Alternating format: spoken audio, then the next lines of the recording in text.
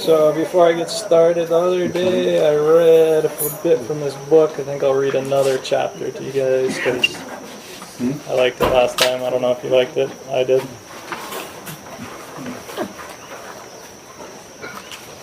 So today the chapter is entitled Progress. You progress like the rising sun. The brighter your virtue, the higher you rise. This hexagram announces a time of significant and easy progress. Your influence and understanding grows by leaps and bounds as long as you maintain your alliance with the sage, for it is from that alliance that your current progress springs. The only limit to growth now is your devotion to higher things.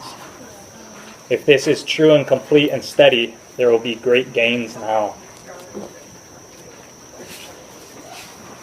The image of this hexagram is that of the sun rising over the earth. To our view, the further it moves away from darkness, the higher the sun rises. The same is true of us. To the extent to which we progress is determined how far we distance ourselves from inferior influences. It is important when success comes not to fall into the traps of the ego, taking credit for gains, resting on laurels, indulging in desires, or plotting towards ambitions.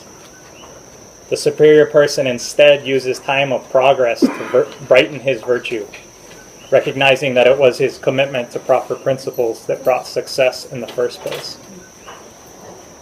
Continue to purify your thoughts, attitudes, and conduct now. The greatest power in this beneficial time accrues to those who serve the higher power in every moment.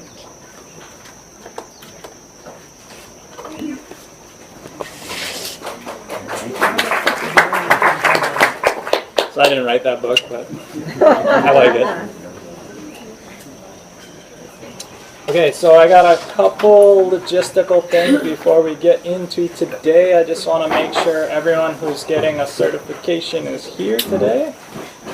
And so I got a list here. Thank you guys all for taking the time to get certified so you can be an official CGNF natural farmer. So William's here. Is Madison here? Yes. Axel wasn't here last time either. Chris DeWitt. Yep. Lisa. Aloha. Liam. All right. Liam. Ben. Love. Aloha. Good. I've seen most of you guys. So Mark Kimball. Oh, yeah. Shirley. Tarika. Hey, aloha. Bettina. Ron. Yep. Will. Yeah, I know you're here. And then I got the other folks down at the bottom. So those are all you guys are all set. You are already registered. I put you into the system. It's all good. Then the other people that were still wanting to get that, Joanne. Okay. Ken. Okay. Oliver. Oliver's not here. Okay, I'm gonna take him off. So, delete. Okay, Maddie. I saw you here somewhere. Yep. David. David Forth. Yes. Oh yeah. Awesome. Nayana. Aloha. Joshua. Joshua's not here either. Okay, Joshua's there. Jonathan. Hey! And John Michael. Hey, aloha. Okay, cool. So thank you. So you got to show up to all the classes to get the certification. That's what I was doing. And then there were some questions on the Oriental herbal nutrient logistics of how to get them. So I went and I talked with Jackie, and she said that what's easiest for her is to pick up once a month at our monthly meeting that happens for natural farmers. So if you don't know, we meet once a month. We've been doing it for the past 8 years. It's a 2-hour meeting. We have a bunch of natural farmers. Last time we met at Sweet Cane Cafe, which hosts about 60 to 70 people and was standing room only, so it's really taken off. And I think that's because it's the best potluck ever. Like, people email me from all over America and stuff, and they're like, "Oh, we heard about your potluck." 6 to 8 p.m. every second Tuesday. So real easy, 2 to second Tuesday. Is it only for members, or? No, that's open to anybody, and preferably vegetarian on the potluck by request of. Yes, unless you grew the meat yourself, keep it vegetarian. That's my rule. I'm gonna add that in because I freaking get down. I was gonna bring rabbit, but she said last time, If you grew it, you can bring it. Yeah. Okay. What are the hours? 6 to 8 p.m. second Tuesday. And it will be At Sweet Cane Cafe, right next to Island Naturals in Hilo. What is it? It is a monthly meeting that we meet as natural farmers together. What do we discuss? Is it a lecture? It's usually a demo or slideshow. You can check out the videos on my website and see kind of what we go over. Usually I'll do something, talk about something. We always go over one recipe, but we all kinds of stuff happens. Not this month, the following month, we're going to be talking about fireweed and how that affects our pastures. And we just got a study to do that. So that's where you can also pick up the OHN herbs. And it's also a good time to come to meet other people who are doing natural farming. So here I'm just like kind of talking to you guys, but as other people are practicing, like as you're eating food and you talk story with people, every single time I go, I learn a whole bunch of stuff. And these natural farmers are Korean natural farmers, acolytes. I mean, that's the natural farming that they're doing. Are they doing just natural farming and generic natural farming? So we promulgate Korean natural farming as much as possible. Each of us has different strata we fit into in that realm. Could we still get herbs mailed to us? Because we got a time conflict with the meetings. Yes, you can. Those are on the website. So the website is cgnf-hawaii.org. Yeah, okay. You have to order them first, or do you just go there and pick them up? You can order them at the meeting. I just want to let you know, though, the OHN herbs, there are, I think, 11 left or something like that. So I brought 25 back with me from Korea, and we already sold out already half. So just so you know. So I was thinking today I'll start with just a brief summary coming through. So the first class, I talked about the solutions. So we went over how to feed your plant, and that was the maintenance solution.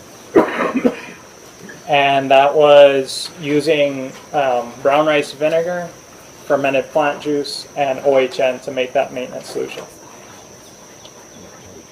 Then we went and we talked about the 3 enhancements to those, which were adding the meat, which was the fish amino acid. We had the other one that was the bones to add structure. That was the calphos. And then we had the third one, which is the fruit, which was from the eggs. So we had those 3, and that was our first class. We talked about how to feed our plants in a real general sense, and that's the core of Korean natural farming in a lot of senses. Last class, we talked about fermented plant juice, which unfortunately I didn't even pour this off, so I still have it today. And this is the absolute last day. Like, I need to pour this off today. Like, further than a week is no good. I should have poured this off 3 days after class, but you can see how much juice has come out of the comfrey here at the bottom.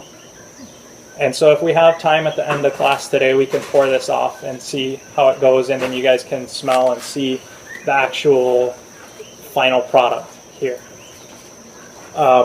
We talked about how to preserve this, I have to super saturate it with brown sugar, which I'll go over again today with our recipe we're doing here today.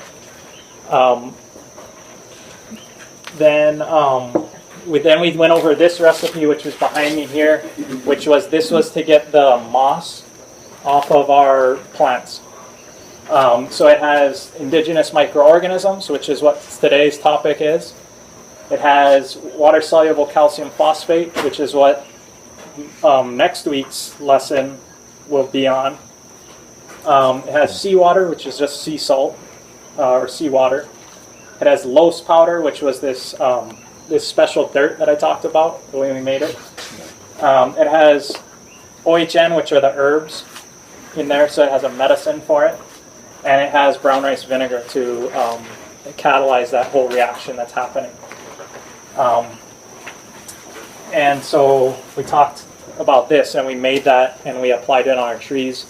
And also those of you that stayed later could see our trees, and they actually put out a lot more new growth since the first treatment we did 3 weeks ago now.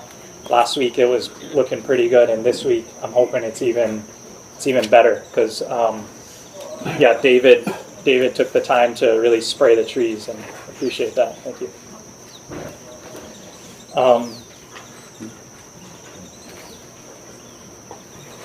So next week's class will be on water-soluble calcium, fish amino acid, and the cal-phos up here. And we'll also be going in depth into the how to use the natural farming inputs. So far I've talked, a little bit broadly over them, but we're going much more into depth of how you're going to work that scenario. The following class will be our planting class and also creating soil foundation. So today I'm going to talk about preparing your microorganisms. The following class, the two classes from now, will be how do I put this into my soil? How can I get the most bang for my buck by spreading this? And for instance, and then the final and last class will be on livestock and how that works. And if I have any time, I'll mix in some other goodies for you guys. But it's pretty action-packed so far, I think. So I'm glad you guys are all showing up here today. I'm glad to be here. I did a lot of preparation for today's class last couple days to make sure that I had everything in the stages, so I didn't have to do very much hand waving. Because we actually get to visually see it and see what I'm doing. So what I would like to, everyone has the handout for Lactobacillus. So I just want to let you know, I call this recipe is LAB. It's on these, these tables right here.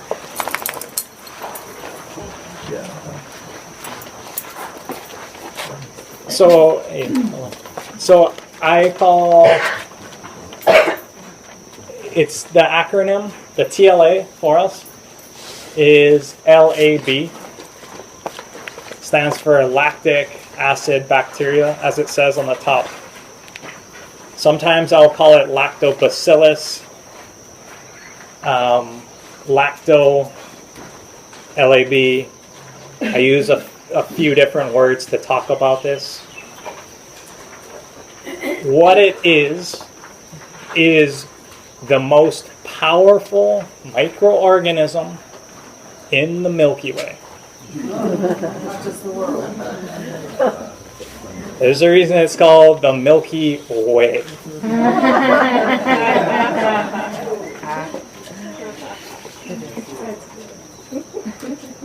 So today we're going to start out talking about the process of how to make it, some of its benefits, the reason you would want to use the most powerful microorganism available to us. And one of the coolest things is Lactobacillus loves lactose sugar. So it loves lactose. And we, as mammals, we lactate. So because we create its favorite food, it takes really good care of us. So what this microorganism is often called is a probiotic. So if you've gone to the store and you've seen, oh, probiotics this, probiotics that, odds are they contain a lot of Lactobacillus. If you've used the farming input EM bokashi, majority of the EM is actually Lactobacillus. 1/3 of it is Lactobacillus. So we use this in Korean natural farming separately from other microorganisms because it is so powerful. So it's its own recipe and it has its own place.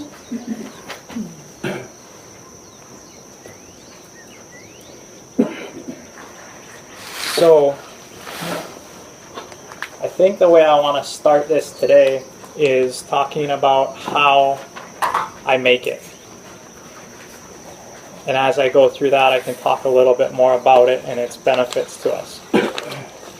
So when I go to make Lactobacillus, what I start with is rice.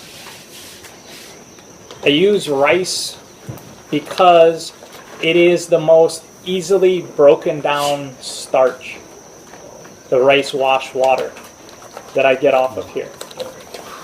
You could use a lot of different starches, but rice is the most digestible. And what we're trying to do in this recipe is get a super broad family. So all the broad family likes to eat this. If I use a different starch source, I will be narrowing down my family that I'm getting. So I can use taro, I can use potato, I can use cassava, but I'm not going to get as broad of a family as I am if I use rice. So what's done is I take some of the rice, and I'm just going to do a little bit. I'm not going to do enough to do this jar here.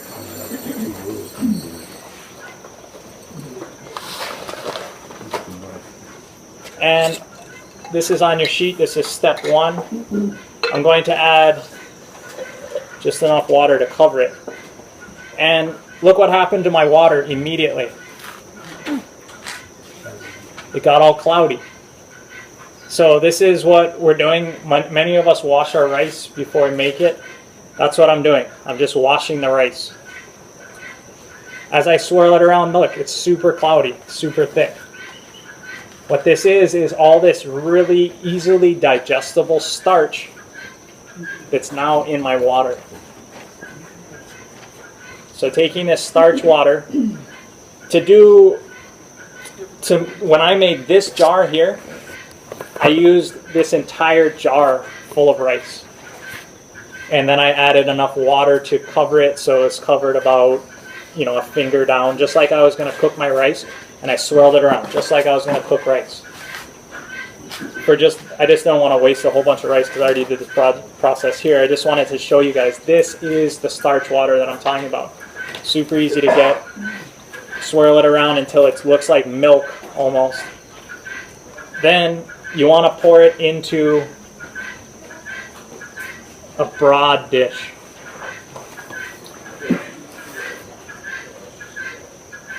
So when I did it, this thing filled up, a lot more here. But what this is, this broad dish has a ton of surface area. This built an awesome landing pad for all the stuff in the air to come and land in here. Everything. The people over there coughing, your stuff's getting in here. The Lactobacillus that's on my hands, because I wash my clothes in this stuff, it's getting in here. The IMOs from my beard, they're all going in here. So I'm catching everything in here. What happens to be, and usually I'll set it near a window so there's lots of airflow. It's not in direct sunlight. The sun's not beating on it all day, but it's not covered and it's not in the shade, and it's where there's a lot of airflow. because more and more bacteria and all kinds of microbes are going to blow through that window and land in here.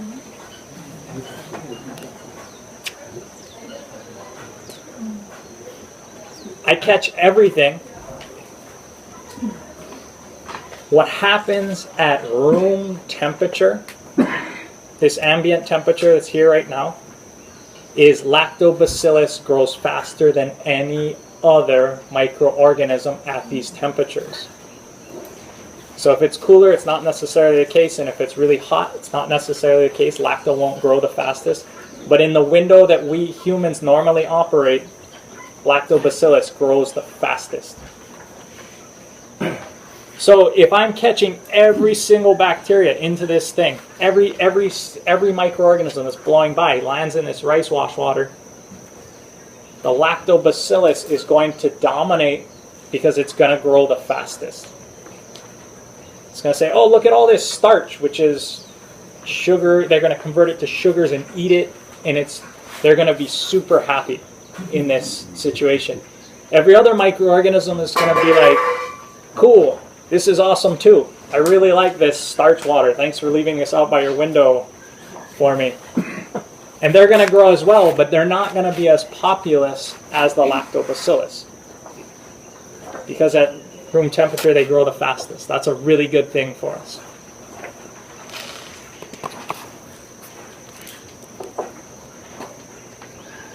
So this is step one. I put this out. I leave it about 24 hours. In my case, I got a slight film starting to grow on the top, just because it was in my house and it's been so hot last couple days. Like literally, I'm sitting in my house, I'm sweating. I'm like, why am I in my house? I think usually it doesn't get the film in 24 hours. Usually it takes about 48 hours or so to develop a film. But because it's so warm, heat increases the microbial growth rate. They started to put a film on the top. It wasn't very thick and it was fine. If you're seeing colonies starting on the top and like tie-dye starting to grow, you've waited way too long. So each place is going to be different. Every collection is going to be different. But those are the signs you're looking for. There's not a whole bunch of stuff growing on the top. And it may or may not have a slightly yogurt-like smell. You know the water that floats on the top of yogurt has that smell? Yeah. That is whey usually. And it might smell a little like that. Usually not. So I got my starch water here. Now I'm going to go to step 2. Is the film not desirable, or is it just a signal, a sign for you that it's done enough? If you got the film, you're growing different microorganisms than just the Lactobacillus. Which doesn't make a film. Which, it doesn't really, I mean, it might be a little bit, but it's not going to be like a iceberg looking thing. You don't want a SCOBY. No. And so this takes 24 to 48 hours to happen. I've done it when I went to Molokai. I got in that night. I set it out as soon as I got to Ho'olehua at Mauna Loa at 9 o'clock that night. And then I did a demonstration the next day at 7 in the morning, and it worked. So it can happen fast, but 24 hours is about the right time here in Hawaii for this. So where it says wait 2 days, might be 1 day on our little instruction here. Yeah, between 1 to 2 days, you'll see. It really depends. So the key is if we start to see the film, pull it. Yeah, or just yeah. You 2 days, you're gonna still be totally fine. Like you'll be fine. So this water settling out here, it'll settle and have starch that actually settles completely to the bottom. A lot of it's still suspended in the water, but some will settle out to the bottom. To go to step 2, that's this. This is step 2 completed. So what I do is I take the rice wash water and I pour it into my other container, but I pour it so I don't stir it up. If I stir up all that starch is going to create problems for me. because so I pour it into this jar, and then, and on this, the last one I did, I filled the jar up to about that much, and then I filled it up with milk up to this level. So it's around the region of 1 to 10. 1 part of my rice wash water in my jar, up to 10 parts of milk. And if you're near that ratio, you're going to inoculate your milk well enough with all the bacteria you just caught from the air. But it was predominated by Lactobacillus. And once I dump the starch into the milk, the only thing that has a food source now is Lactobacillus. All the other bacteria is like, where did that starch go? What the heck is this? Lactobacillus can break down lactose, or lactase I think is what it is, and it's a mirror image of other starches. And Lactobacillus can break that down. So you pour the Lactobacillus serum that you started into here plus the milk, and it's like, wow, look at all this food. And all the rest of the bacteria are like, where did my food go? I was doing so fine. I was in here. I was just about to meet this lady, and and now it's gone. What you're doing with this next step is you are purifying your serum into Lactobacillus. Can you use a strainer to avoid the sediment? It's really hard. A strainer to avoid the sediment, because the sediment is so fine. I just find it's easiest to just pour it, and then I don't get 100% of this in. That last little bit I don't use, just because it's so difficult to strain out such fine particulate. A tiny bit of starch is okay. You'll notice on mine I did not get the world's cleanest separation. You see these skid marks on the side? These are caused because I didn't get the most clean separation. I could have been a little bit more careful. My mom makes amazing Lactobacillus. I'm more like, get it done, whatever. The jar was like pretty clean, you know.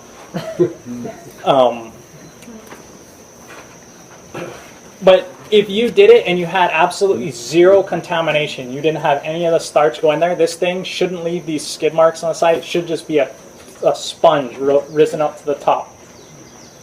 The more contamination you get, the more it's going to not float all to the top, the more it's going to kind of hang down and be like whatever's happening in there.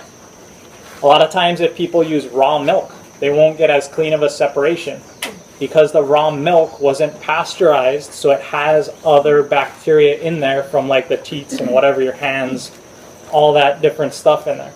So it'll kind of look, there'll be things kind of hanging down and it won't float as cleanly. So in this case I use pasteurized milk. It's totally fine because I'm re-inoculating it with the Lactobacillus that would naturally be in raw milk. Skim whole. This was, 1% milk.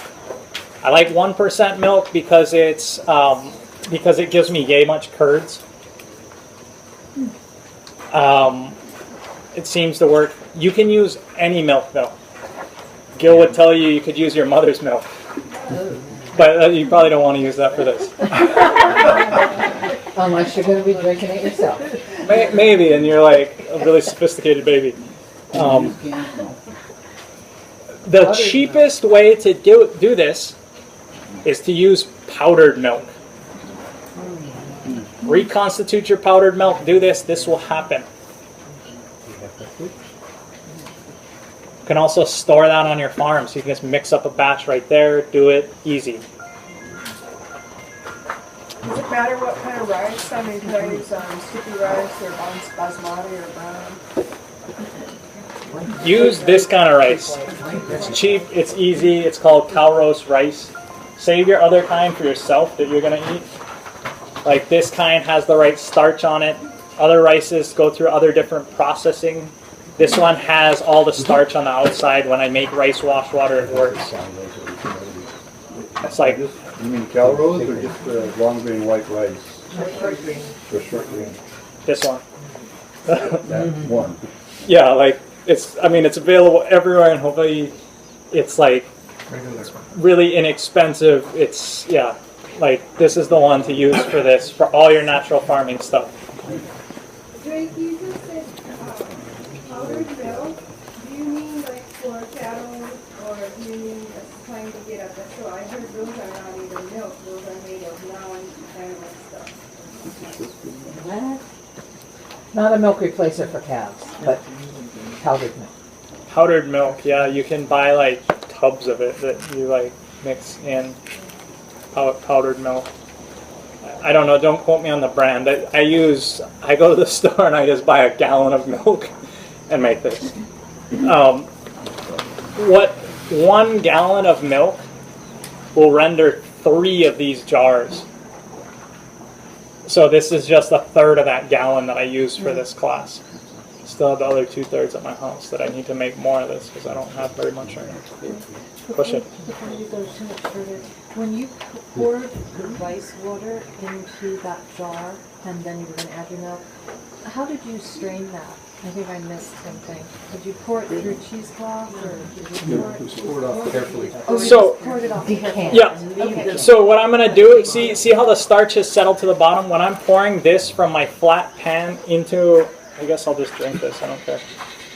Actually, I might need this water. When I'm pouring it, I just do it super carefully. Like now I've already disturbed it too much and I've already stirred it up. But when you got more volume, it's a little easier. And you just kind of pour it real carefully so that just your water is going in.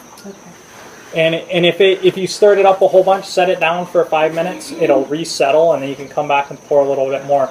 But I would definitely stop when I had this much in here because it stirs up too much and it's hard to get 100%. I'm gonna throw a little bit away. Thank you. Interesting thing on this, you may see on the internet, people talk about in Japan and certain places, they'll take the rice wash water and they'll use it as a face wash the next day. And they talk about how it improves your skin and all this. What they're doing is they're putting Lactobacillus on their face. Because over 24 hours, the Lactobacillus has grown. You're now rubbing that on. It's not the starch, it's not that. It's the microorganism that you're now rubbing on your face.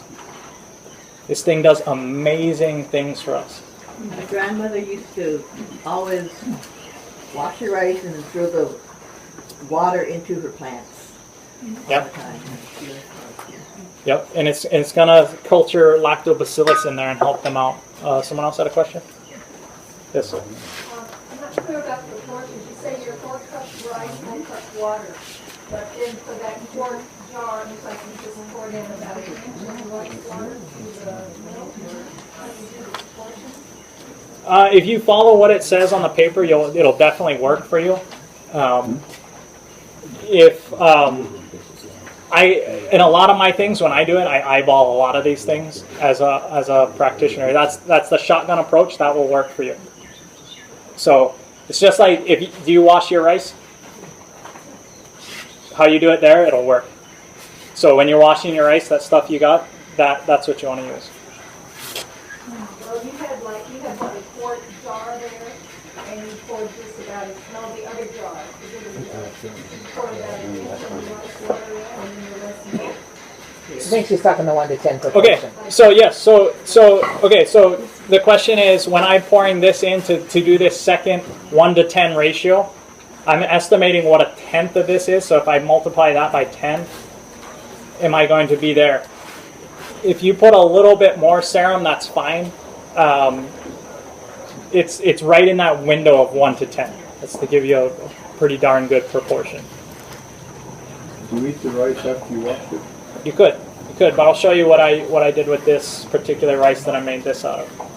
So this happened. I did this Tuesday, and this is what it looks like today.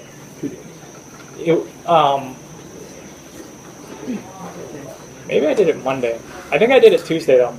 Usually you would write the date on these things. Super important. Yeah. But basically this takes about 40 hours at these temperatures right here to separate. This was already pretty much separated like this yesterday when I looked at it yesterday evening. Because I checked it out, I was like, oh, is it going to be ready for tomorrow? Yes, it was. I did not have this solid lid on top. I had a paper towel over the top. I put the solid lid on to come here so that it didn't spill in my car, my truck. And that's what you wait for, the separation, and then it's ready? Yeah, you will see this separation. Also, it'll smell a little kind of sour. And it's not stinky. It's that sour of like yogurt, the juice on the top of yogurt. So you end up with this. The curds on the top, these are curds. The bottom is whey. The curds are great animal food. You can mix them with garlic and some other things. Oh, it makes a really good cheese spread. And the whey at the bottom is what we're interested as natural farmers. So most of the fats have risen to the top. We're interested in the proteins at the bottom. Why are they proteins? Because it's swimming full of lactobacillus, and they're full of protein. Just like we're full of protein, like I'm a protein chunk right here. So are they. If you use instant, non-fat milk to be your milk for this, you're not going to have that much of a curd, all right? Yep. If it's mostly fat. Yep. And if I used whole milk, I would have more curd. If I use 2%, I have 1% milk. Right? How long is it edible? So the question is, how long is this curd on the top edible? I've left it outside for like a month or two, and it still looked edible. There is so much lactobacillus in this that other things won't break it down. Lactobacillus is the most powerful microorganism in the Milky Way. So something else comes in, they're just like, boom, get out of here. They manage this. They do everything they can to do this. On the very, very top of this, you may get some other things starting to grow if you let it go too long. You may get some little tie-dyed things, but those are going to only be in the top quarter inch, half inch of your thing. So if you have something funky grow up there, you can scrape that off. Just like, just cutting mold off the cheese, right? You can still eat the rest of the cheese. Same thing, you can scrape that off, and then the rest of your whey is going to be fine. Or the rest of your curd is going to be fine. So we can eat that as cheese? You could, yeah. So what this is called, the top, this curd, is called farmer's cheese. Which just means that I didn't use a specific strain of lactobacillus or acidophilus or these other microbes that make certain flavors of cheese.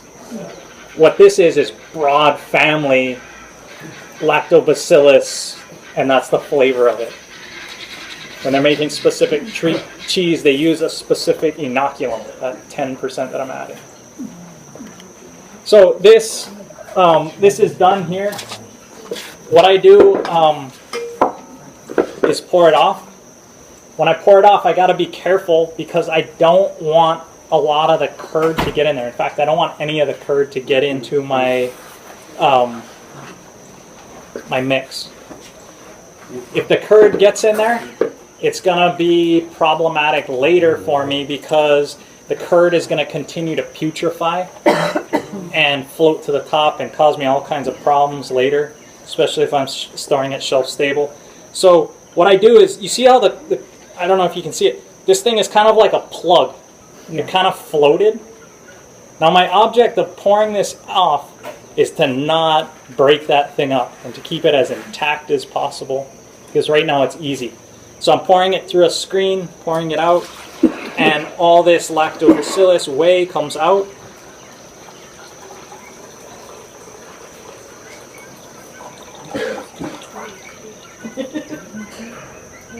I'm not worried about the last little bit. Maybe I could pour a little bit more out. Maybe I could squeeze some out. I don't want that because it's going to cause curd contamination. So I got now all my whey separated really easily. If yours didn't separate this easy, it means that you had contamination somehow. This one was pretty darn good. Assuming, because I really didn't clean this jar. I looked at it after I filled it up and there was like this stuff in there. I was like, what the heck is that? But not to worry, Lactobacillus is powerful. So now I'm done with step 2, I believe. Now I'm on to step 3, and step 3 is an exact thing that we did last class of we're going to preserve it. And so what we want to do is super saturate it. So, yeah, the dog will eat it. Watch. Guaranteed. Yup, dog's eating healthy. Animals love this stuff. They know to go for it because it's so healthy and good for us.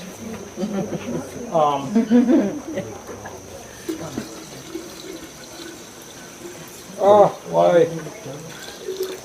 I told you guys, right, the rule of that I learned is never demonstrate anything.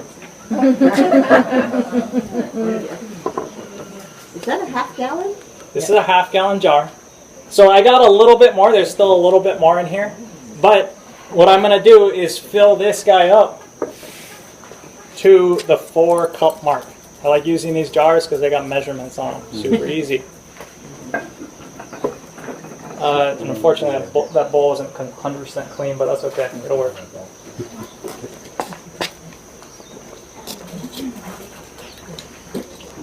So, if I want to super saturate this, how much sugar should I add? 4 cups. Boom! 4 cups, right? So, the easiest way to do this, if you guys are familiar with Archimedes, and he had a thing of how do I measure the volume of an irregular solid, because this is irregular. There's all kinds of airspace and stuff in here. How do I measure the volume? Well, you fill up your bathtub to the right height, and then you take the king's crown and you put it in. And if the water rises to a certain height, then you know, okay, that's how much volume I had there. And that's how Archimedes solved the problem. And he walked down the street and he said, Eureka. Eureka. I found it. Yeah. We don't have to pack down our brown sugar or anything. No, because it's almost impossible. So you can just fill up your liquid to the height you want first, and then add sugar until you hit my second height, which is going to be 8 cups. And so super easy. Yeah, when I do this with the kids in the elementary school, they always like sneaking chunks of sugar to put in their mouth.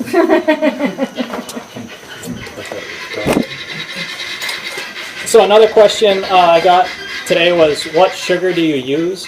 This is yellow D, brown sugar from Hilo Rice Mill.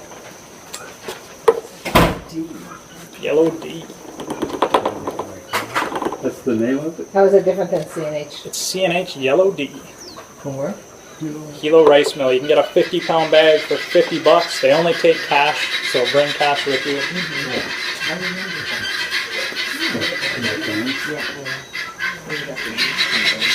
So is that different than the CNH light brown sugar? Yep. He said it's the same as light brown sugar? They have the equivalent in Korea, I'm assuming. Yep, they do. You gotta use that sugar.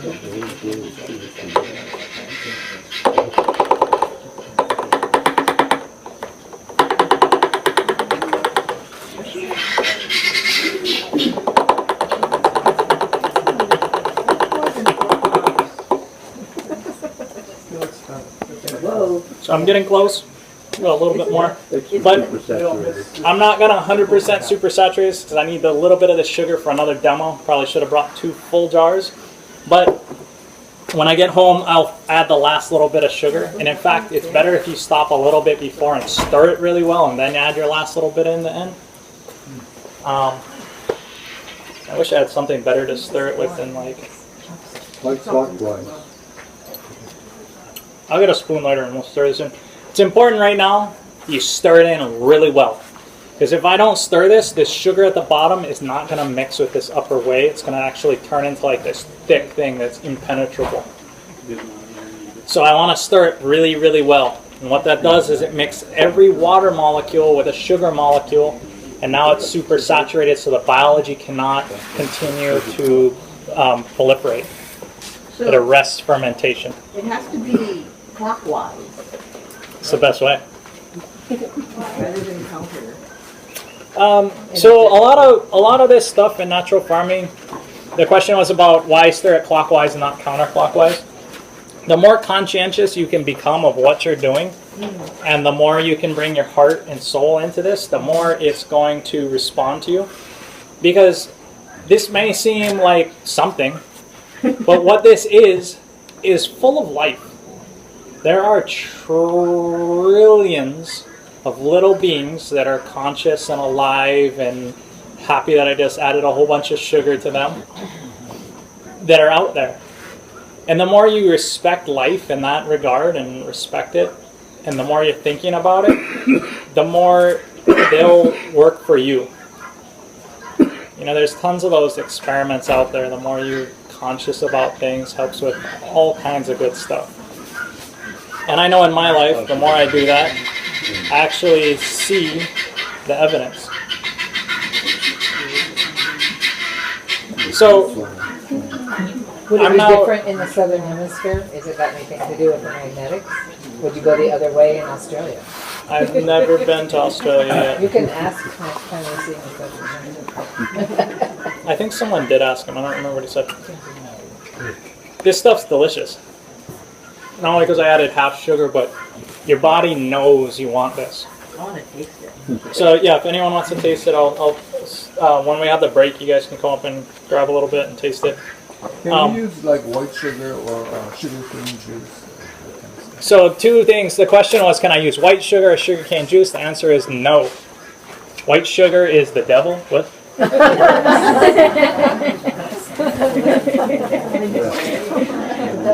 And no, it has all the nutrients taken out, so you'll malnutrition your microbes, just like it malnutritions your body.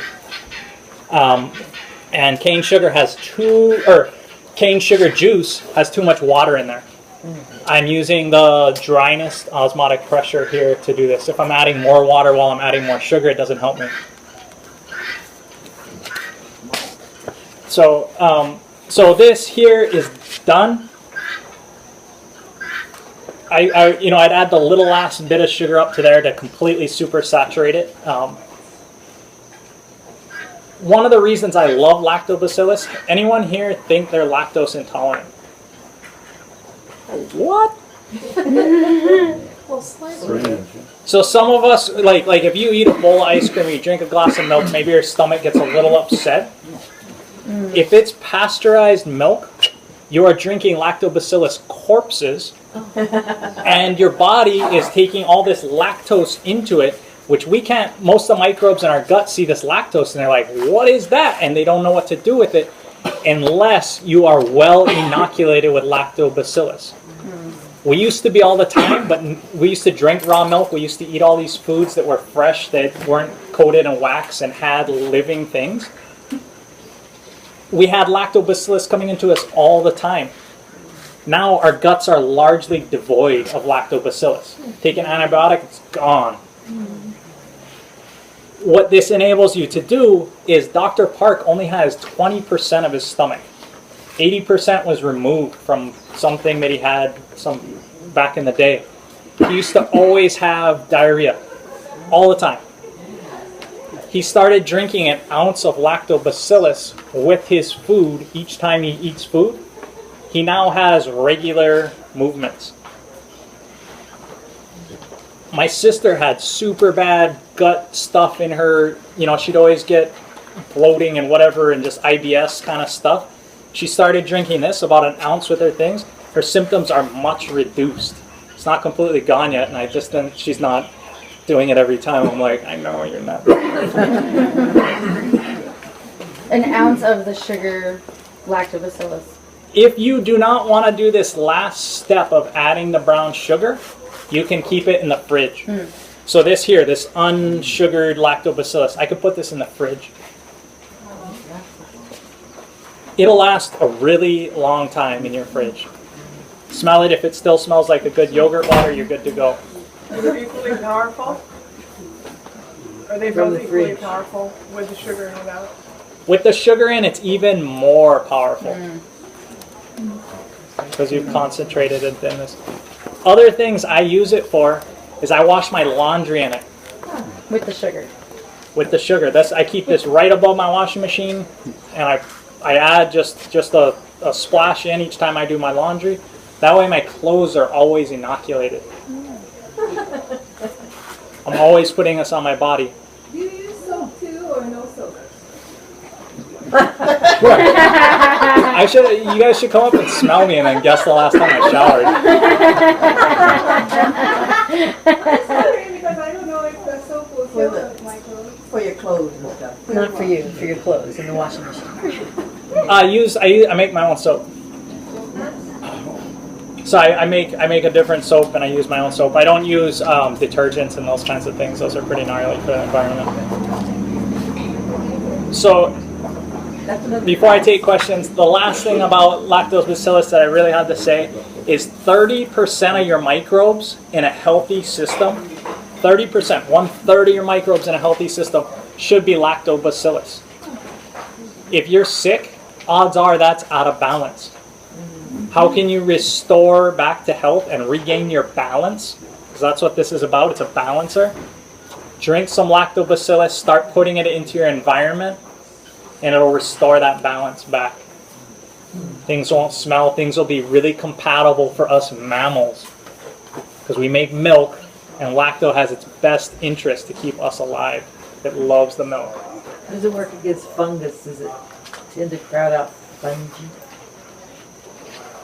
On surfaces and inside people. It'll restore it to balance, and the fungus will naturally be balanced out. Usually if you have something else, there's too much of a food supply, and the Lactobacillus will come in and change that food supply so it'll restore what we know as balanced. So, question? Is the brown sugar act like a preservative? Yes. So question is, does the brown sugar act as a preservative here? Yes. Just like I was preserving my fermented plant juice last week, this week I just preserved my Lactobacillus here. So it's a preservative. For how long? This here will store 6 months or so. If it may go longer than that, but it'll start to decay because Lactobacillus is so powerful. Even though when you drink it, you get thirsty and you want to hibernate, it's like, I don't care, I'm going to drink another drink anyway. It's like that guy, that does that.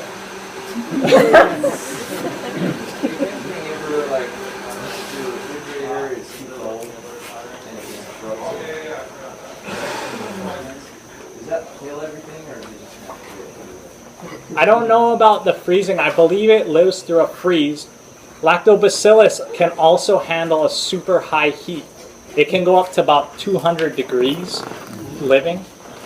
So it actually helps when you put it in your compost pile to keep a system aerobic and balanced even when the temperature goes high. So we use it in a lot of different ways in natural farming. The clear liquid, the way it doesn't die for lack of food. With yogurt, they say 2 weeks, and all your bacteria is kind of lucky. Not in the fridge, in this case. Adding the sugar is always a good idea. Like, it gets more powerful and it's better for you. But I've had lacto in my fridge for months, and it's still good. Good? Yeah. I was just wondering, is there a test you can take to see how much lactobacillus is in it? Send it to a lab. You can send it to a lab. I don't know. If you just start drinking it, it'll start balancing out in you. I drink it probably almost every day, for sure. How much, for instance? So I just put a little shot in with the other things that I'm drinking. So if I make a smoothie in the morning, I'll put a shot in, or if I make the maintenance solution I was drinking the first day, I'll put a little bit in there, It's all to taste. I had a friend at the market that I gave this to him, he misunderstood my instructions. He drank it straight, and he drank like literally like a whole quart, like this much of it, in one day. He was fine. So I don't think it's possible to overdose on it. Unless you're diabetic. Even then, the lactobacillus will eat out the sugars, and it's different how it affects your system. Can you explain why it's more powerful with brown sugar? I think it's a similar concept to having a food source all the time. So as soon as they wake up, and as opposed to being like, oh, there's nothing to eat, they have the sugar to eat. Because you're hibernating them, but just like bears hibernating, they wake up once in a while and they go back to sleep through these cycles. And so I think as they have more food, they're more stronger over the long period. Wheat intolerance, in your experience, does it help that? It would. So yeah, probably most likely. I could get into it, but I'd rather leave that for another time. I might have missed what you were saying. Someone was asking about sugar. For folks who have problems with ordinary sugar in their diet, you can't do that. But this is different. You're saying taking a shot or two of that a day. So if you have issues with sugar, the question was if you have issues with sugar, dilute it to the recommended natural farming ratio, which is 1 to 1,000, and then your sugar will be so dilute anyway, it shouldn't affect you, and you'll get all the beneficial parts of the lactobacillus in you as well. For me, I don't have sugar. I love sugar. I just eat it straight. So it's cool for me. I made a batch a week ago or 2 weeks ago, and I split it up and I went ahead and added the brown sugar to one batch, and then I had another batch that I let sit on the counter for a while, and I wasn't sure how long I could let that Milky Way sit there without a refrigerator before I'd have to do something to it. But then 3 days later I went ahead and added some brown sugar, and it kind of bubbled and stuff when I put in the brown sugar. And then I put that in 2 separate jars, and one of them I didn't put as much sugar in, and I think it's got something a little small growing maybe on the top. Do you think I should throw it out, or what would you suggest? So if you don't super saturate your stuff, other things will start to grow. If you just leave this unpreserved way out, 2-3 days, it'll start to it'll change significantly. This is a really powerful microbe. 2 to 3 days, it can sit out, but you're making really high quality stuff. You want to just do this step right away. Keep it all together. How often would you apply this to your soil? So we'll talk about that next time, for sure, because the application of all these things it varies. I made that about a month ago, and I put it in the fridge. I didn't add it sugar. Can I still add it and put it in the fridge this time, or is it too late? You can. It's in the fridge now. It shouldn't have got corrupted. Yeah. That's fine. Yeah, you'll re-strengthen them. So when I like to explain these guys, and for usage, just as a usage paradigm, because I'm going to So are there any further questions on this? What temperature in your fridge is best? I don't know. I set mine just above freezing. 34. Yeah. It's sweet now, but what about 6 months from now? Will it taste the same, or is it going to be sour? Should still be pretty sweet. Pretty sweet, yeah. You were talking last time about how in Korea they have special ceramic pottery, and it's because it's breathable. And I'm just curious if that's that's a curious thing for me, for people who are potters to make that for us, and what that would look like. So I went to Kmart, Walmart, I don't like going there, but I bought this dish with planting, that terracotta, and I'm not sure what kind of chemicals I would introduce into my mixtures and so on, but it's breathable.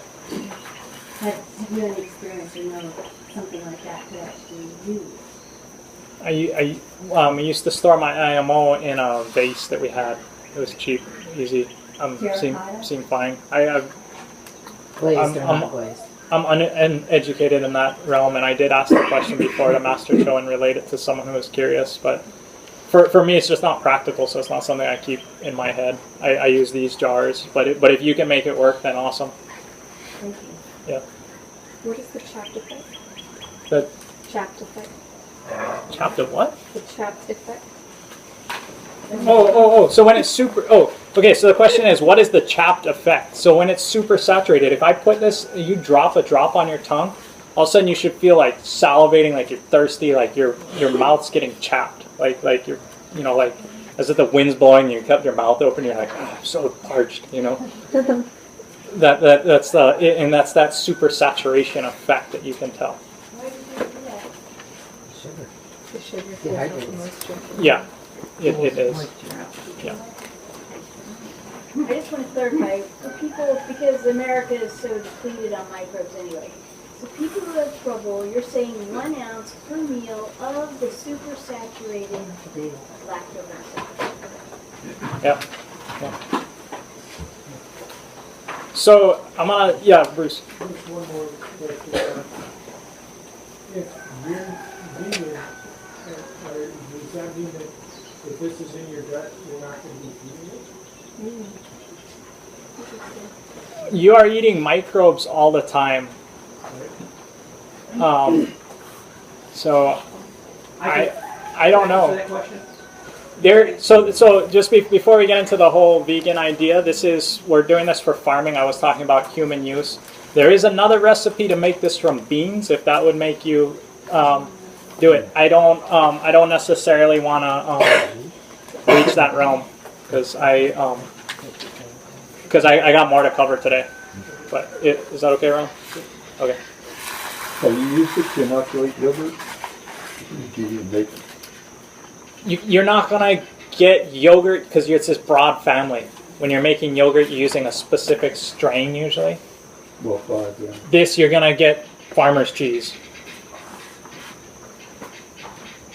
So, to transition from this, I started with this recipe today because this, if you learn this and you start using this in your life, things will get balanced. How I describe these guys are like the emergency workers.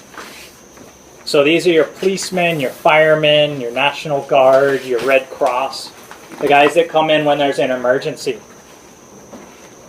They're good when you need them, right?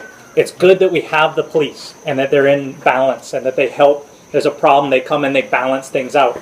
It's good when there's a fire, the fire department comes and does that. If there was a policeman on every corner and there was a fireman on every corner, do you think we could afford that? If we deployed the National Guard all the time, do you think that would be even fun for us? We need them when we need them. And that's what this is.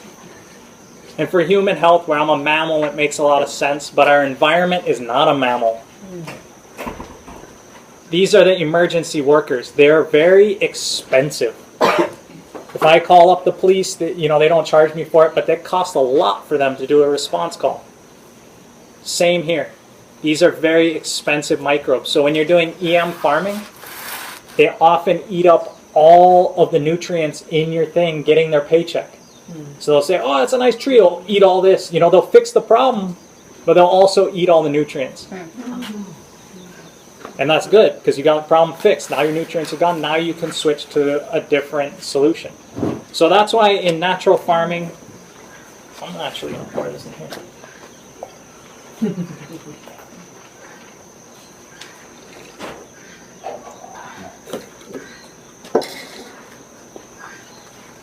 Let's see, what time? I want to make sure I'm doing good on time. 10:30, all right. So that's why in natural farming we use Lactobacillus, great thing, but we also concentrate on indigenous microorganisms. So is anybody here a cop? Someone is? Well, you're not really a cop.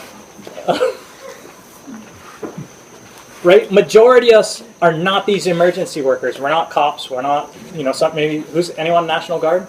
If you're not on duty? patriotic group here. Come on. Veteran, good. Yeah. And so what we do in natural farming is we also cultivate indigenous microorganisms.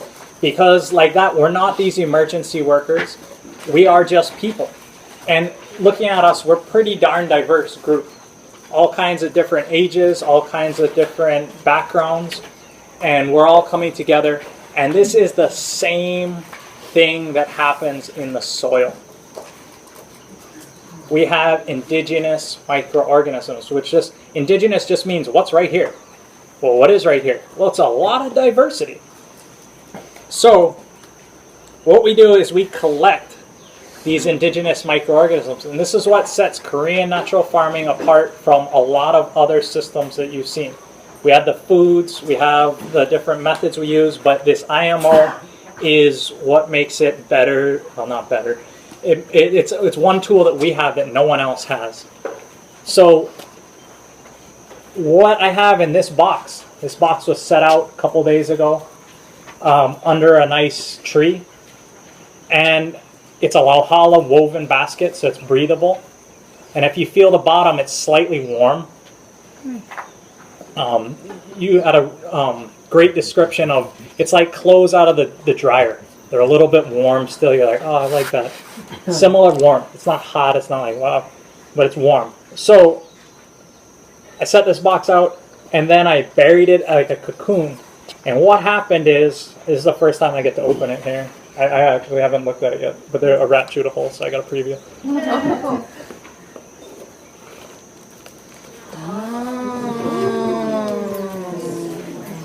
2 days. How long was that? So this was set out. This was set out on Tuesday. It's on the bottom. Nice. The medium. So I'll talk about this, but yeah, you guys can all see what. So it's this cotton candy nice thing. Yeah. So had the rat not made a hole, these spider web things might have coming all the way up to the surface. A couple things to note on this. One is the rice isn't all the way to the top. Does anyone know the ratio of the rice filling the box? 2/3. Oh, 2/3, right? Talked a lot about that. 2/3. Also, the rice was put, it was dry cooked. So what that means is when I was cooking my rice, I filled this thing up to the top. And this is the exact measure I used for this amount of rice for this box. I filled the rice up to the top. Then, instead of adding equal parts of water, I added about this much water in, which is about somewhere near 75%, like, I don't know, 80% or so of the water into the rice. So rice to the top, 80% water. What that enables me to do is make dry cooked rice. Where if you brought it to the party, people would be like, I don't know how to cook rice. But it's dry cooked because the microbes, if there's too much moisture, they don't like it. So they just want the starch to be softened and to be this great thing for them to go into, and they eat it. So as I'm sitting here and as I'm talking about this, you may notice it's starting to turn a little bit more black on the top. And that's because I've disturbed the environment. They're now going into critical what the heck's happening mode. And so while I'm talking about this, I'm going to mix it into what we call IMO number 2. So this is a successful IMO 1 collection. And I'm going to go to number 2. And this you want to do immediately. You want to do within 15 minutes of disturbing it. So what I'm going to do here is, I don't think I'm going to have enough rice to do all this, but, or enough sugar. So the other thing I want to show you is that on the bottom, I got a little bit of colors like that. That's because it was a little bit more wet. Anytime you're seeing colors, tie-dye stuff, it's anaerobic. The majority I want to collect is this nice aerobic stuff. But it's kind of like miso. It's hard to pull apart. Like it's not just, like it's actually physically falling hard to pull apart because the microbial bodies are in this stuff. So as I'm pulling it apart here, mix it into my mixing bowl. Oh, you can eat this. Yeah. It's worked out the rat. No, the rat came in this side. He didn't mess with it. He just chewed a hole. I don't know. He was like, "Oh, you got important work to do. I won't mess with you." If the rat had gotten in there, I would have seen reds and different colors because rats are full of gross bacteria, and he didn't actually get in here. So, because I didn't bring enough sugar, I'm not going to do this entire bowl, but I got this much sugar in there. If I was really careful, I would weigh it out, find out how many grams this is, and add the same amount of grams of brown sugar. But I'm doing a standard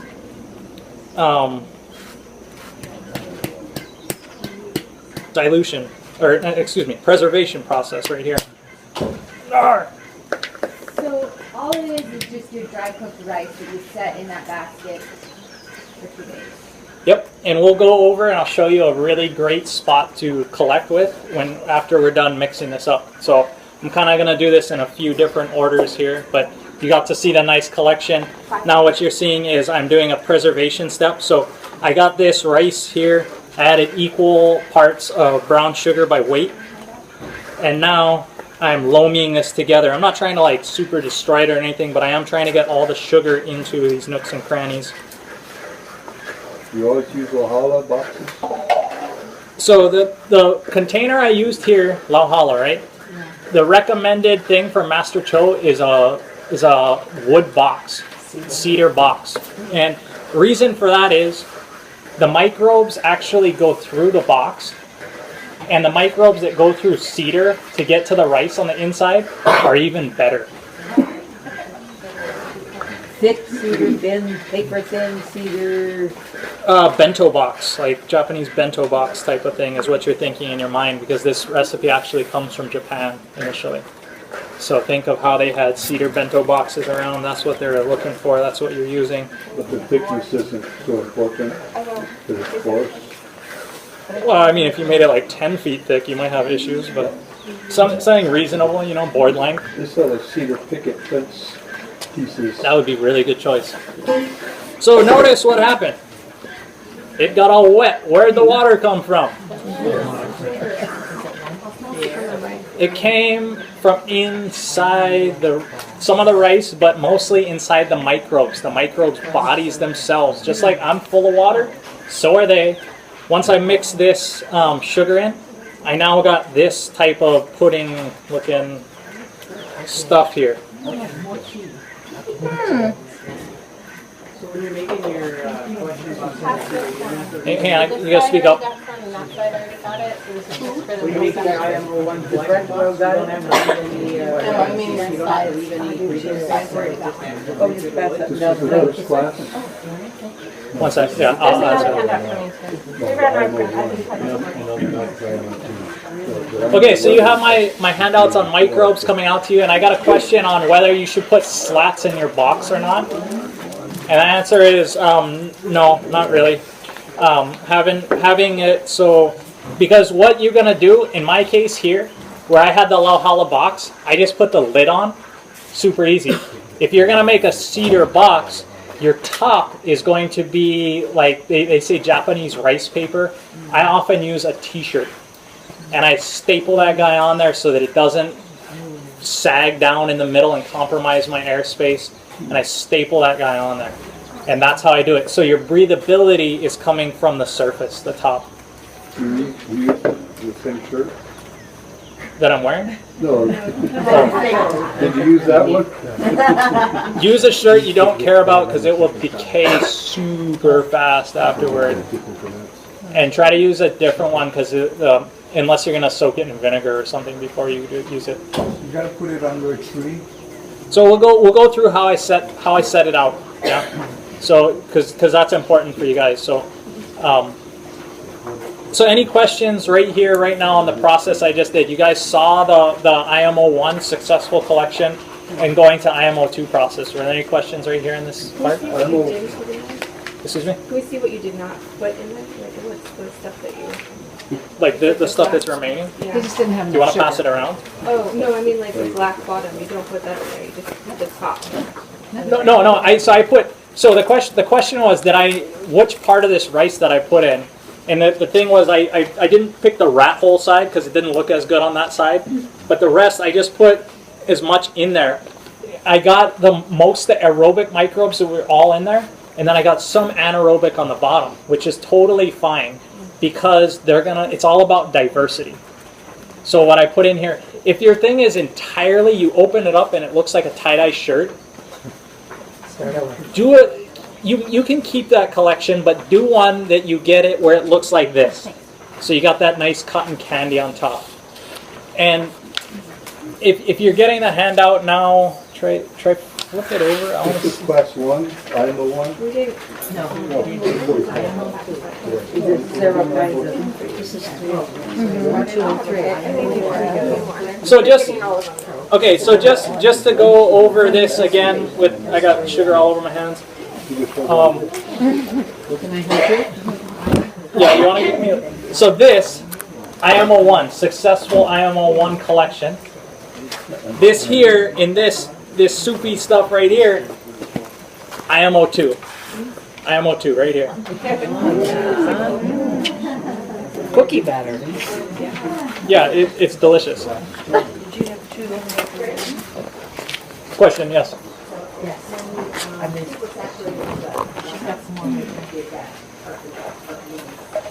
Yes.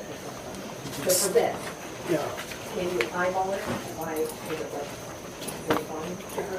But it's all gross though. He says He doesn't care? Yeah, he said. All right. Yeah, better than getting on this floor. You said if you roll it together, you'd weigh it. But obviously, Yeah. no, but other than weighing it, or could you put it into a container and then just put it aside? Yes. Yes. And if in doubt, a little more sugar. Always err on the side of more sugar than less. So if you're like, did I add enough? Then just add a little bit more. It'll turn into a resource for you later. And oh man, this feels gross. You know, when you dry cook, you cook it like you would regular rice, just use less water. Yep. And I just put it in my rice cooker, and the thing turns. It takes less time. Does it work without a rice cooker? Yep, you can do it stovetop. Kim does it on the stovetop. I just put it in the rice cooker, turn it on, go do something else. You want to wait till your rice is 100% cooled before you put it in here. And you don't want to contaminate it too much.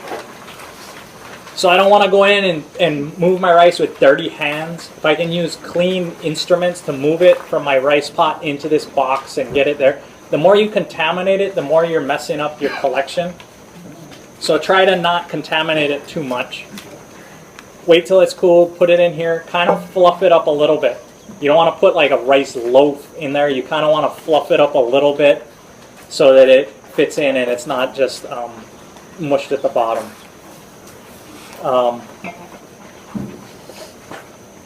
So let's see here. So then what I would do with this is transfer this to a jar. And I'm going to use just this sugar jar that I have here. When you start mixing sugar, it doesn't matter if you use your hands as much. No, at this point it doesn't matter if I used it because it's the stuff on my hands isn't going to colonize fast enough for me to. I added the sugar; it's preserved immediately. Can't even grow the stuff that came from my hands. So you want to jar this up for me? And there's the scooper spoon too. You can use.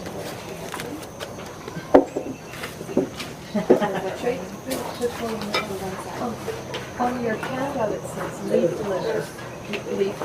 And so did you begin that with some leaf litter? So we're going to go over the collection part. The question was something about leaf litter, but we're going to go over how exactly I did this collection. So I cooked my rice, put it into this box to fill it 2/3 full. It was cooled already, put it in, fluffed it up. Now, imagine this was just fresh rice in here. I'm going to take my lid. Either this is a t-shirt I'm stapling on top of my wood box, or this, I like just to put this Lauhala thing on here. sealed it up. Now I'm set to go put this in my collection area. Where do I want to go collect this? I got 3 sheets that were pointed to one side. Looking around here right now, I want to get one collection from right here. So if you're looking at the bottom of your IMO 2 sheet, you'll see there's a bunch of different collections. So they may still be coming around. But basically what you're seeing is these different jars. I got one from the mountains near my house, right?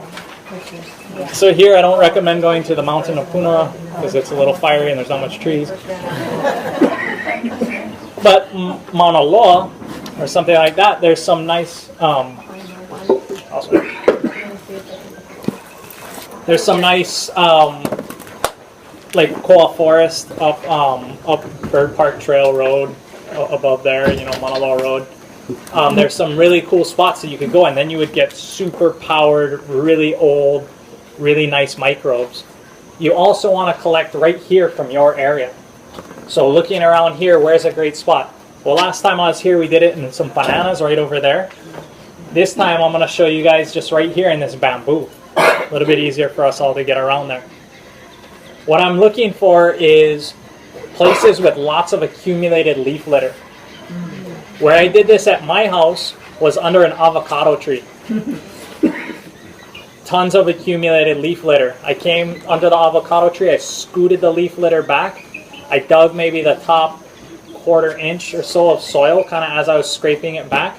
I put my box there. I took that soil I had scraped back and put it on the top. See the soil on the top? Oh, yeah. Then I took those leaves I had scooted out of the way and I put it on top and I made a cocoon. And then I took a few other leaves from around and I scraped it and just put it all on top. Then I had this huge buffer of leaves on there. And then I took a, what you call, like one of those Tupperwares, one of those big storage container things. Took the plastic lid of that and I put it on top of that. So up here there was a plastic thing that wasn't right against here, wasn't sealing this, was up here. Because that, if it rained, the rain hit that and went away and didn't saturate my box. So I gave it some rain protection above. And if I had been really akamai, I would have put a metal cage over this so the rat didn't get inside.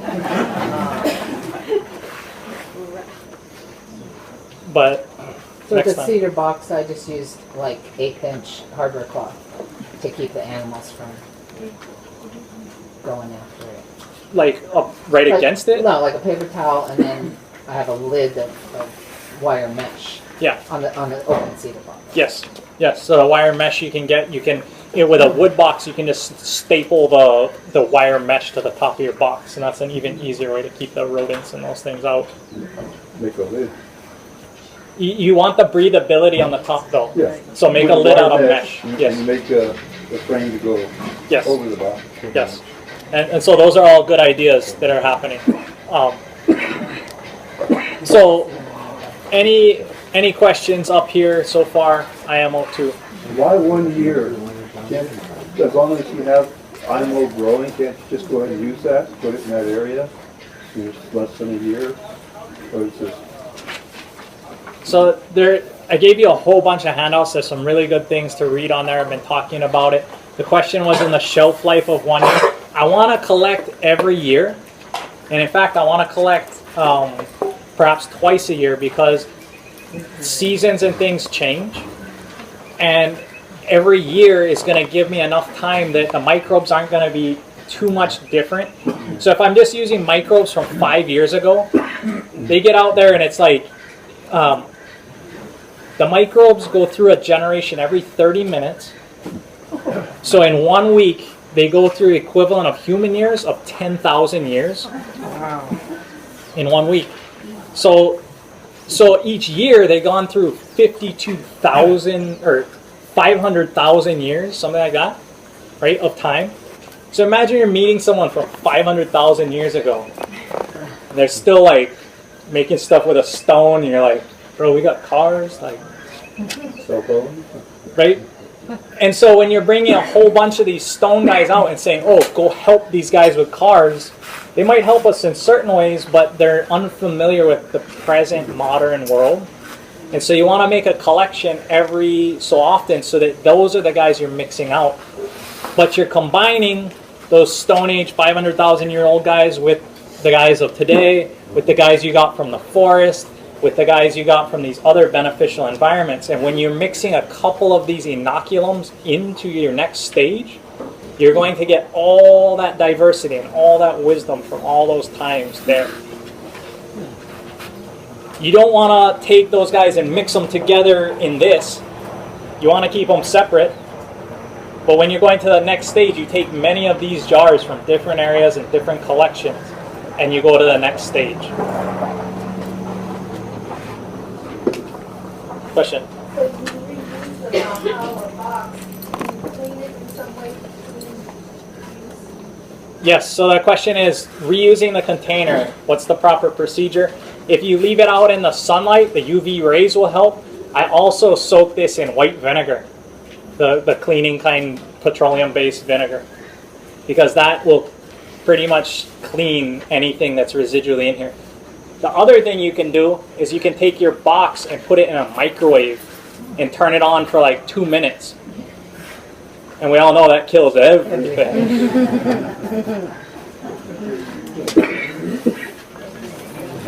So, just because you're trying to increase diversity when you're making things like IMO 3, would it not be more beneficial to take, let's say, last year's IMO 2 plus this year's IMO 2 when making IMO 3, or would you want just the current year's IMO 2? What you're saying is entirely correct. So he's asking, would it, when you're going to the next stage, does it make sense to take one from last year and this year? And yes, entirely. Could you clean it in like salt water? Yep. Another method besides the vinegar and the microwave and the sunlight is to soak it in very salty water, and that will also do it. Clean it out. Make sure you flush it out after that in fresh water. So, yes. Can you use like the cedar pickets from Home Depot to make a box? Probably. It's not too thick. The thickness doesn't matter because you're putting a breathable lid on the top. Right. So, okay. Yeah. Don't use pallets. They're treated with really gnarly things. Be careful. Try to get untreated wood when you're building it, and/or this La Hala baskets. Dolly's Handicrafts right above the Hilo Farmers Market, like $2, $3 for this. Like, you really can't go wrong.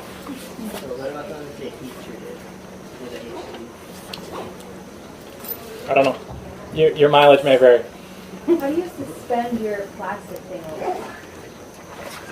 In my case, what I did was how did I put the plastic shield on top? I just stacked up the leaf litter so much that then I was able to put it above. And so it wasn't really cutting off airflow because there's all kinds of air coming around and through. You could suspend it up. I've seen people put tarps up, tarp above in your collection area to keep the rain off. But I don't. I do it as easy as possible. Have you ever put it in the bottom of a lava tube? That would be some real interesting microbes. Too cool. Yeah. No, do different collections. Main thing when you're doing collection is do not collect from a lower altitude. If I take just like do Olympians train at sea level to go compete? No, they train in the high mountains because it helps them out. They become stronger. So when you bring things from the high mountains down, they're stronger. Versus bringing them from sea level up. That's why I'm all like. Are we too low of an elevation here? No. What's low then? Lower than your area, you're going to use them. So if I'm at 650 feet, don't gather at 500. Gather at my property or 700, 800. I even have microbes that I gathered up by the visitor center up on Mauna Wakea. So. How about collecting where there's ideas? Wouldn't I be picking up the microbe that's destructive to the idea, the fungus? So the question was, should I worry about other pathogens? Pathogens, from my philosophy theory, the thing we're testing right now scientifically, is it's all a function of food. This is a sweet, open thing of food. If there's lots of food around, we're gonna be nice. If there's a guy that's kind of a dick, you're like, here, we'll have a plate of food, and he's gonna be eating. He's not gonna be upsetting your thing. It's all a function of food. There's so much food in here that the pathogens they mellow out. It's why do we have pathogens? Because our environment's stressed because we're running out of food and we have too much toxins. These other things that I talked about in the previous class. You don't have to worry about pathogens in this. Don't necessarily go next to a sick tree and put this box, right? Look, use your intuition, garbage in, garbage out. Look for the healthiest thing around you. Collect there. So if you're at sea level, can you collect from around your property, or would you want to go away and collect? So what I recommend is if you're at anywhere you're at, do one collection on your land, do another collection from a rich forest a little bit mauka of you up the mountain. Mix those two.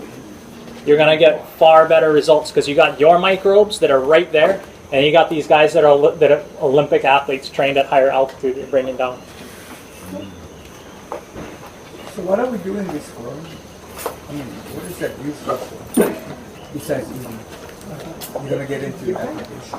So the question is, how do I use this? And I've already used it in this recipe here. I've used a couple stages after this. I've used it to get mold off of, or get the moss off of my fruit trees. The other thing you're going to use it for is that you have a farm and you want to get your life in your farm, your biology, the things that are breaking down nutrients for your food to be going when you're not around, right? You want it to be fertilized 24/7. So you put thousands and trillions of these guys out there, and they're going to start working with your plants. They're going to protect it from disease. They're going to create the biological life that you want in your soil. So it's just, oftentimes we put out compost to increase our plants. What this is concentrated compost. All the biology that was in your compost pile, this is 10 times more potent right here. You combine those with the foods that I talked about in the first classes, and you are going to have all the nutrients of the compost pile, all the life of the compost pile, and none of the heavy lifting that compost incurs. Compost is heavy. This is light. I got a whole compost pile. This is right in this jar. Combine that with my other foods. That's light. That's easy. I can put that in a sprayer, spray it out. I don't have to carry heavy compost anywhere. And I've created that entire scenario right here. You cannot spray that, though. That's going to clog the sprayer. I mean, how do you apply that? I'm not there yet. We'll get to that. So the actual usage is next class. It's actually 2 classes right now about how I set up soil foundation, because there is a whole process to this. If I just take, these guys are essentially elementary school kids. If I just put elementary school kids into the jungle, what's going to happen? Lord of the Flies, right? Lord of the Flies. So there's a whole process of going through to make these guys adults, which is what we'll cover after the break. And then if I send adults into the forest, what's going to happen? Still some crazy stuff, right? I got to send adults plus electrical lines plus plumbing, and then they go out and they're like, oh, this is awesome. So there's a whole process to go through to build this soil foundation. This here, does everyone 100% feel confident they could do this at home? Does everyone realize the benefit so far of doing these 2 things here today? And that can be stored as IMO too, because it has all the sugar. Yep, this is now shelf-stable, storable. In fact, I recommend that each of us goes out, does collections, keep them in your fridge as archival collections, so that in 20 years, when the environment's just free-falling down right now, biology, everything's just, of course, collect it today. Get it today. Have your little specimen. It's better. This is better than a seed bank to have stored. 20 years, you come out, you give this to your children, they're going to be like, oh, you saved us. Thank you for getting the biology from your age when they were awesome and still not completely catastrophic. And this is going to be worth more than gold. I have a bunch of collections in my fridge that I've done as preservation techniques to keep this around. At that stage, or back with the dirt, I mean the Yes. that. This is now shut in a fridge. This will last a millennium. IMO 1 or 2, what is it now? This is IMO number 2. So in the future, when we need to bring this out,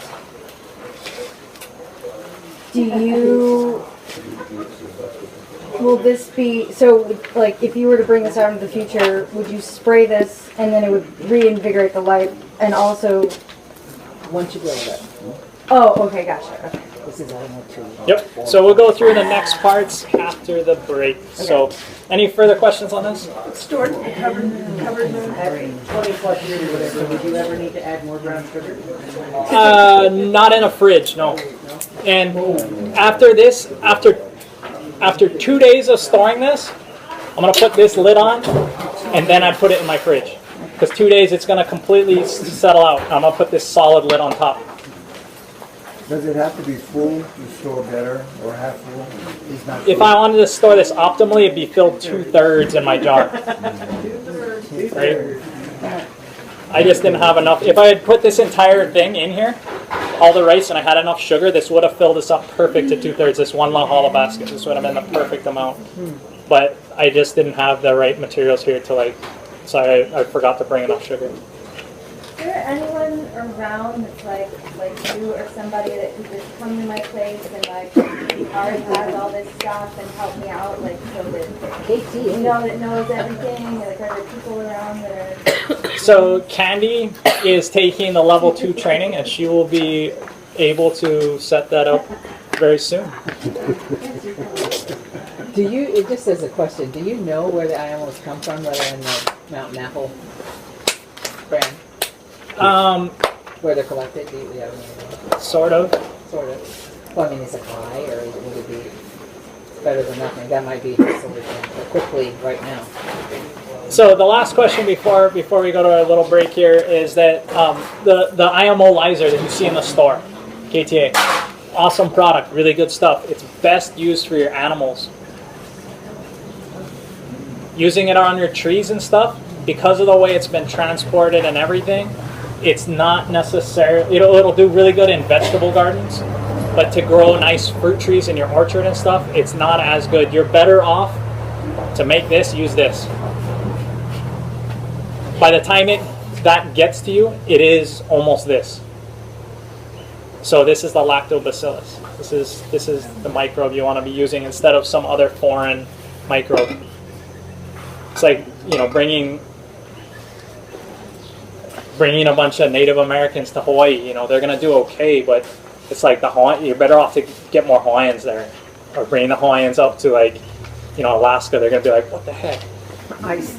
Yeah, what is this? They go to Alaska all the time, Hawaiians. No, but so use what's indigenous right there. You're gonna be better off. If you want powerful guys, that this is like it's like the Western world coming in. You get a lot of short-term benefit. It's extremely expensive and not necessarily long-term survival in the environment. But you should use it in 6 months or pull it out, right? I mean, to be sure.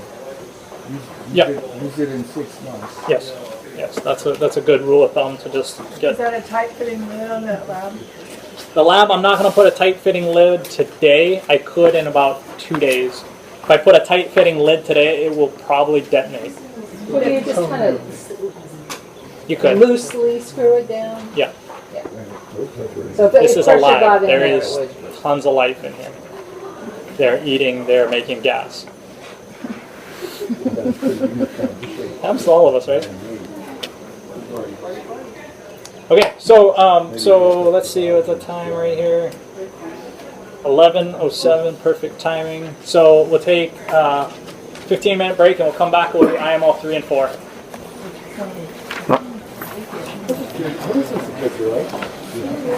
I'll go over the handouts with you guys when we come back. The color version is better. Okay, so I'm gonna go through the next 2 stages. So we collected IMO 1, which are kind of like infants. And then we went to IMO 2, which is like elementary school kids. They're kind of stable, they're okay, they're doing good things.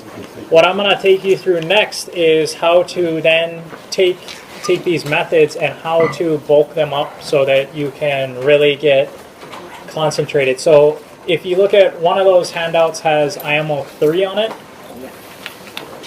And one talks about all the microbes on there. What I have in this bag right here is IMO 3. What IMO 3 is like, you went out and you got like a college degree, so you got you got the highest education that we presently offer here, and you're pretty well trained up. The next stage would be IMO 4, which IMO 4 is like real world experience. So you got all this education training, you then now got real world experience, you're like a veteran training. And in fact, I often bring this one and say that this one is like you went to outer space, like you went to Sirius or your favorite constellation, and you learned their technology, and you came back here to teach people how to perhaps drink water out of the air.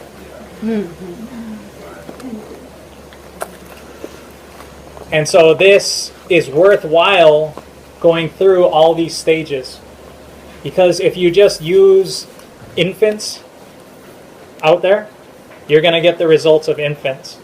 But if you go through all these stages and you get space technology delivered here, they will motivate all the rest of the IMOs and show them, hey, why are you guys piping all this water and chlorinating it and sending it through these straight pipes that are doing all these gnarly things to it when you could just drink water out of the air?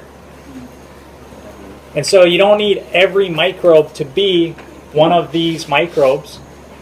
You just need a few to go out and be the teachers and the guides and show the rest of the indigenous microbes in your area how to get their stuff together. So it's worth going through all these stages.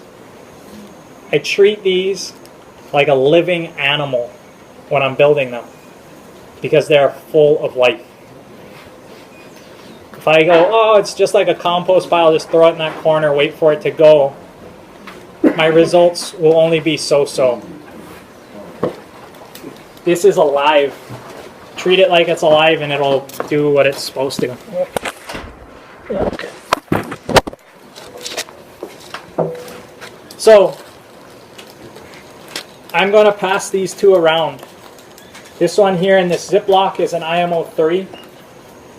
This is incorrect. What's in this bag? If you smell this, you smell the smell that's coming off this, you will smell a distinct smell. It does not smell like a forest floor. What you're smelling is actinobacteria. Actinobacteria. I wanted to pass this around to you because I want you to smell what is not correct. So let's start here and pass it around. That one is incorrect. What happened? Well, the Hawaii Hemp Conference came to town.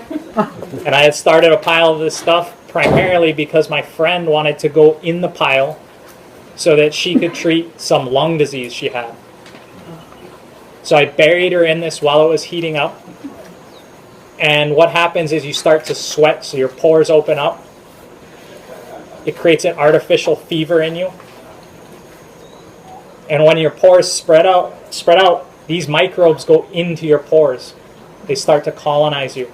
The best soil microbes, the best things that are supposed to be all over us anywhere, actually go in and start to help your body out. That artificial fever raises your body temperature up. Any pathogen living in you cannot live in that fever, cannot live in that 1 to 2 degree change in your body. It will drive out lung disease, skin disease. Many cancers cannot exist if you do this treatment. So I did it for my friend. I wasn't really 100% prepared to do it. The first couple days while she was in the pile was totally fine. Then I just was like, I can't deal with this. I gotta go be and build relationships with these people versus like being on my farm doing this right now. So the smell you get here is actinobacteria. What happened? The temperature got too high. It went over 120, 125.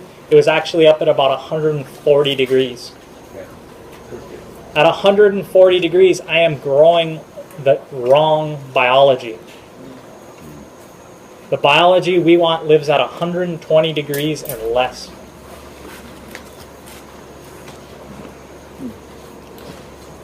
Smells like the mulch from here. Yep. And what's happening to that mulch from Hilo? 160. 160. You're growing, like, not terrible biology, I don't want to say that. You're growing biology that is not conducive to plant growth. You never ever see mulch fall under that bamboo tree. You never see the mulch fall and get up to 160. Never. No, but that's to kill off the parasites and other nasties in there that they get the temperature up. Or the fire ants. Then they cool it down and let the microorganisms develop. It's still pretty cooking. It's still cooking and nobody's there tending that. It's not compost that you're buying, it's mulch, or you're getting it free from the dump. And what we're doing here is a very specific process. That's why this is 10 times more potent than compost. Because we are growing the premier biology in this process. So it has an ammonia smell, that bag. Ammonia smell. It smells like, right after it rains, the asphalt smell you get, right? Yeah. Those of you who got to smell it. It does not smell like a rich forest floor. It kind of sucks. It is incorrect. So can you fix that? At this point, I've grown. So the question up front was, can I fix it? The answer is no, not really. At this point, I'd be better off composting with it. But spreading this around my trees is not going to benefit me. Spreading this in my garden may give me a little bit of benefit. What is that good for? Animal feed. I start to mix this into my animal's feed and get that going as a supplement that I'll talk about in my last class. That right there is great for that. Tons of bacteria living in there, real diverse culture, but there is next to no beneficial fungus. What I'm trying to go through all these stages is to grow the most beneficial fungus. And fungus are really similar to us. We like low temperatures, we like moisture, we like food, all these things. They're really similar to us. What I have in this bag is actually, my mom made it. She makes, every time she does stuff better than me. I'm too much like, oh yeah, just, you know, she's like aiming and stuff. And, this stuff right here, this is actually one stage further than that. I didn't even bother taking that to the next stage. It wasn't worth it. I'm just going to use it as animal feed as is. This is IMO number 4, and this is made correctly. And if you smell it, it has a nice forest floor smell. So we'll pass this around. So Lactobacillus, we call it a microbe, but is it a fungus microbe? Or is it a bacteria microbe? Or is it... So today, so I'm going to answer that question. So today, I did 2 things. I did microbes. The other day we were focused on food. Today we're focused on the microbes, the actual workers. Who's eating that food, right? And I also introduced you to 2 different microbes. I introduced you to Lactobacillus, these powerful bacteria. Now I'm introducing you in the last little bit to IMO, which are diverse bacteria, fungus, nematodes, protozoans. All the soil living life is in this. You name it, it's there. Mycorrhiza, yeah, they got all these funny names. Funny thing is, scientists, the best scientists out there, know less than 2% of the microbes that are in here. Even if they saw them, they'd be like, well, that's unclassified. We don't know what that is. We know next to nothing about the microbes in the soil. So when people ask me, yeah, but what's in it? I'm like, bro, we don't even know.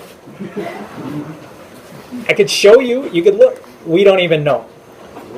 What I can do is I can do really interesting quantitative analysis where I can take this microorganisms, I can wet it, I can put it under a microscope, and I can physically look for thick brown guys.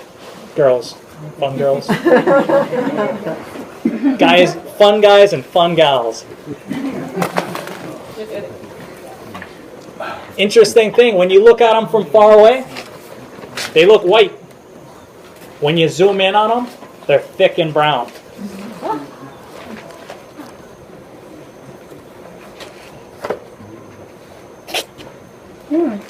I like how the dog's standing in front of the camera.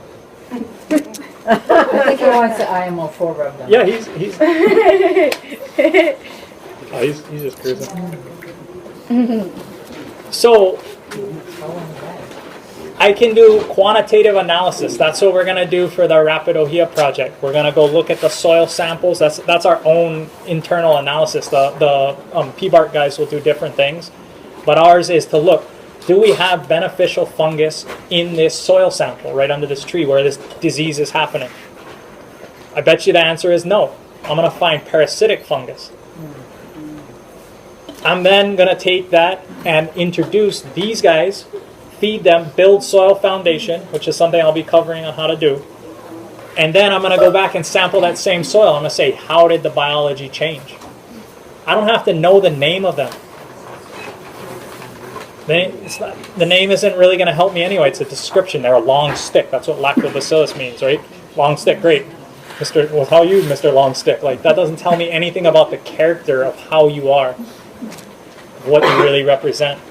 So I don't have to know the names. I don't have to classify them. I can look. Are they present? Are the thick brown ones present? Because those are the ones moving the nutrients in the soil. Those are the ones creating networks that are going to get everything, that are going to plug into my roots. They're going to say, hey, you up there, you bring me sugar, and I'll bring you these minerals. They're going to use these synergistic exchanges. They love sugar, they love carbon. Tree's going to make that, and they're going to exchange. So I look for the thick brown ones. That's what I'm looking for. Anyone up here notice the smell difference? Oh, yeah. Huge difference, right? This is number 4, but it has the same, when I made the IMO 3 of this one, it had the same smell.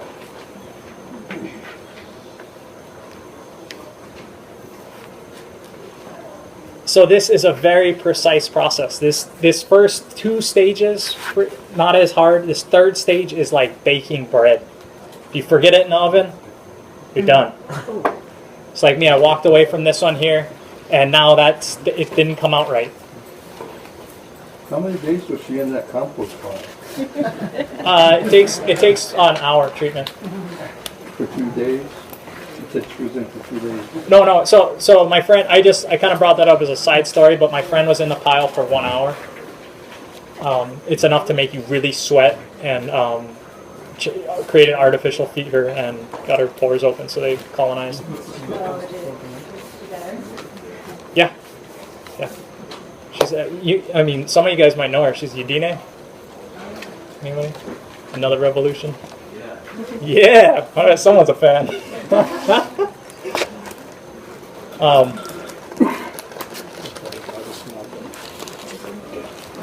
So your nose knows. I can tell what kind of bacteria, what kind of fungus, what things are growing. I can tell rich areas. When you're attracted to something that smells good, odds are the biology is good, although we do some interesting synthetic things.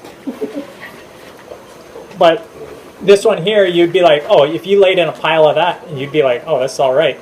If you laid in a pile of this, you'd be like, oh man, it smells like ammonia, like I don't really like, you know. Send it back here, some people didn't smell it yet. All right, I'm gonna toss all this life.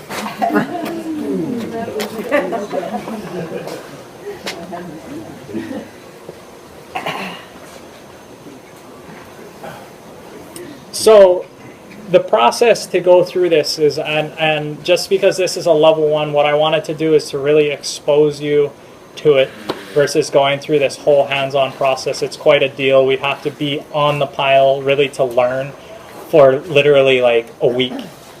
So I start the pile, I mix a bunch of nutrients in, as it says on your paper there, on the IMO 3 paper. It starts to grow. What it wants to do is the biology wants to grow and it wants to heat up and it wants to go in this bell curve like this. And so there's lots of food, they're all partying, they're reproducing with each other, they're making a whole bunch of life, and then all of a sudden food, moisture runs out and they kind of fall off the backside of this curve. What I want to do as a natural farmer is while I'm turning this pile is I want the curve to start to go up. And when it hits about 120, I'm going to turn that pile. And what happens is I take the biology that was growing here and there and I mix it. So this guy was reproducing with this guy, and then I mix the pile so that now this guy's over there, and now they can't reproduce as fast because I've stirred the pile up.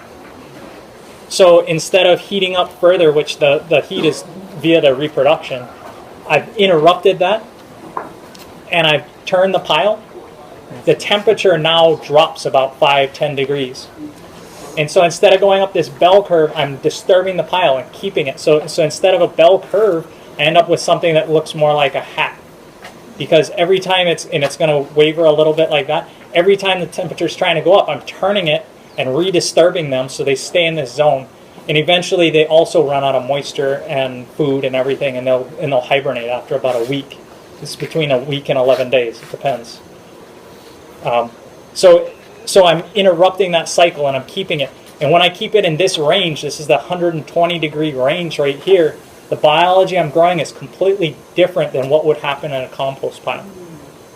I'm growing the biology that would naturally proliferate out here in our forests, that are those low temperature, really beneficial microbes for us in that profile. And you'll notice the last little bit it'll get like 97 and then it'll drop down from there. So the biology I've grown through this process of turning this pile has grown really awesome biology, like that one that you're smelling in the brown paper sack. It's awesome. It smells like forest floor. It doesn't smell like this high temperature actinobacteria, whatever dominated one. So it's a very laborious process of going up, turning it twice a day, morning and night. And what I use is a big snow shovel and I just turn it. And I do piles that are about 200 pounds or so. And I just go and I turn it. And I have a thermometer that I can use, but your hand will tell you if it's time to turn it or not. You are 100 degrees. If it's where you stick it in, you're like, it's hot. It is more than 120. If you put it in, you're like, oh, it's nice and warm, this is pleasant, then it's fine. If you stick your hand in and it's hot, you can use your hand as a thermometer. So low temperature microbes is what I'm growing. That's what I do. That's how I take what this is here, which is his infants, and turn them into these super powered guys. What I use to do it is I use wheat mill run.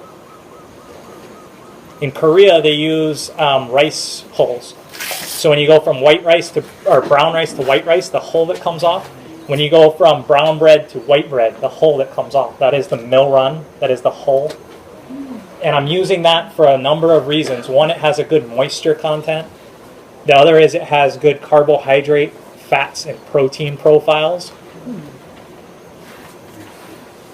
Weed-free. Weed-free. Yeah, and weed-free, I guess, yeah. Instead of using the leaf litter. Well, you're baking bread in a certain sense. So you can think in your head, okay, I went through these stages, I got this sugar, now I'm baking bread. And that's what you're doing. And in that bread is all these microbes proliferating. Could you use coffee chaff, the hulls that come off the coffee bean? So there's going to be lots of questions on substitutions. The short answer is no.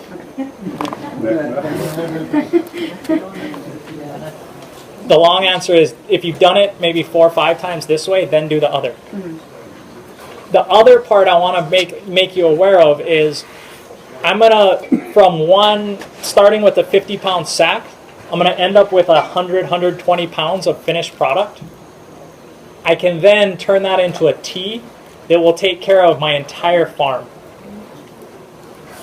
So just getting the mill run, doing this process the right way, getting a really good IMO 4, it's done enough for my entire farm for my entire year.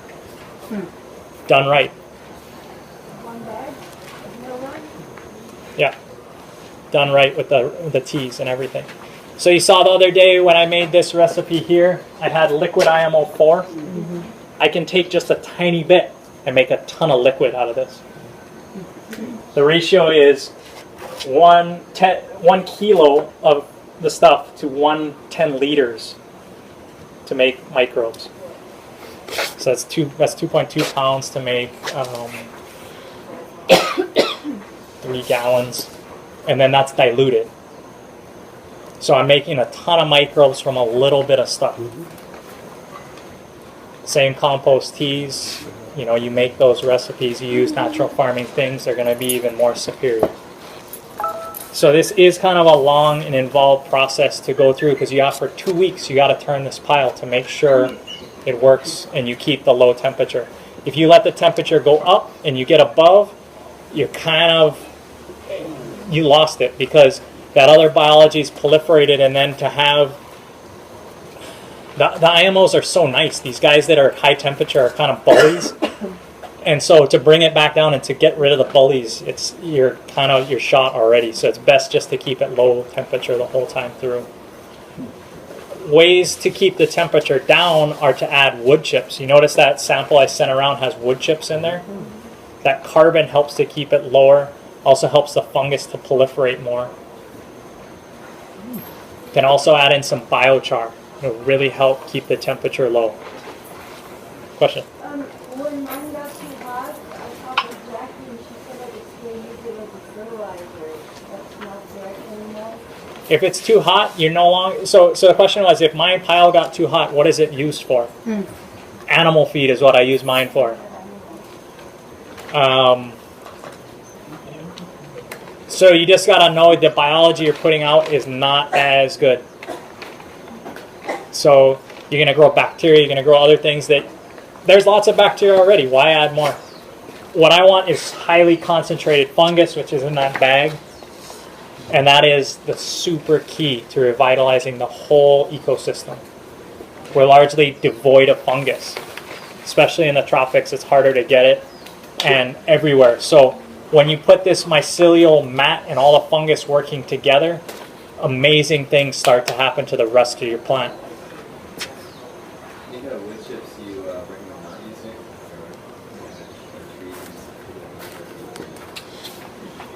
Let your wood chips sit for, so the question was what kind of wood chips? Let your trees let the wood chip pile sit for 2 weeks before you use it.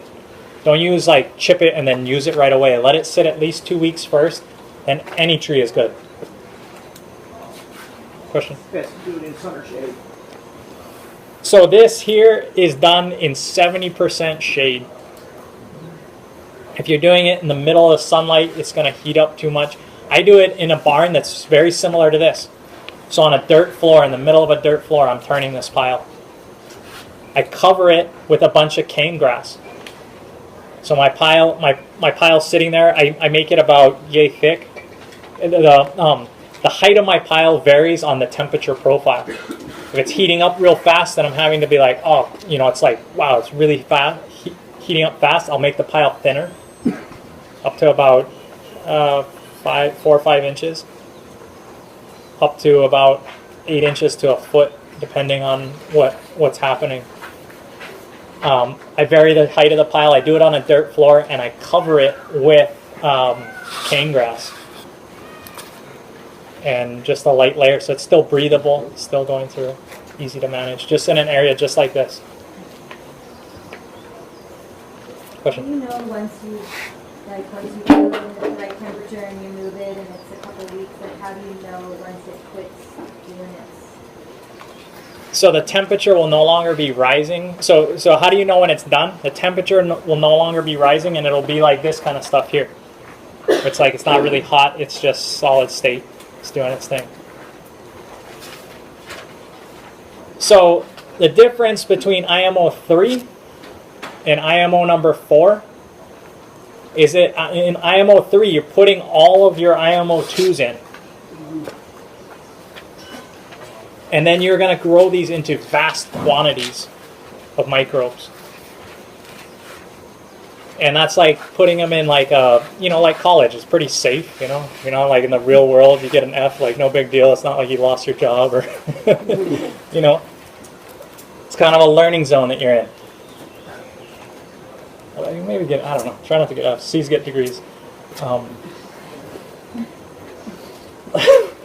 So this IMO2 goes into your IMO3. You bulk those guys up. You get them that college experience.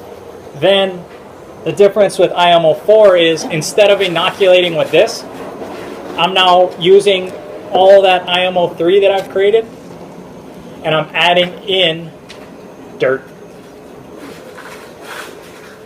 So they got 10,000 years of learning in this great environment. Now you add in the dirt, and they're going to get 10,000 more years learning how to work with your dirt. How to turn it into clay pots, radio receivers, piping, all these things. They're going to learn with your dirt. So not only did you propagate indigenous microbes, you've now made IMO4 with your dirt. So as soil microbes, they're going to go into your soil and be like, oh, we got this. We've been working with this for 10,000 years in the most premier conditions. Hard Puna rock, no problem, bro. We know how to drill through that. We will turn this into the most beneficial nutrients ever. Where I am with a whole bunch of dirt, it's actually harder to farm in a certain sense that there's not as much nutrient. The Puna rock is so nutrient dense. What you need is the microorganisms to dissolve it. Go look at a plant with lots of leaf litter underneath. You're going to see the most rich brown dirt accumulating on the top because the microbes have the moisture and the protection. If you can take that same concept that's happening right there under the tree and spread it everywhere, now you've got them all breaking down, all those microbes living everywhere. Anywhere you want to start a garden bed, anywhere you want to break down, you move those microbes. So the same process for IMO4, the temperature wants to go up, you keep turning it, same thing, comes back down. You'll notice in both the 3 and the 4 there was nutrients, the same maintenance supply, maintenance solution plus some other things in there, and that's going to help them grow.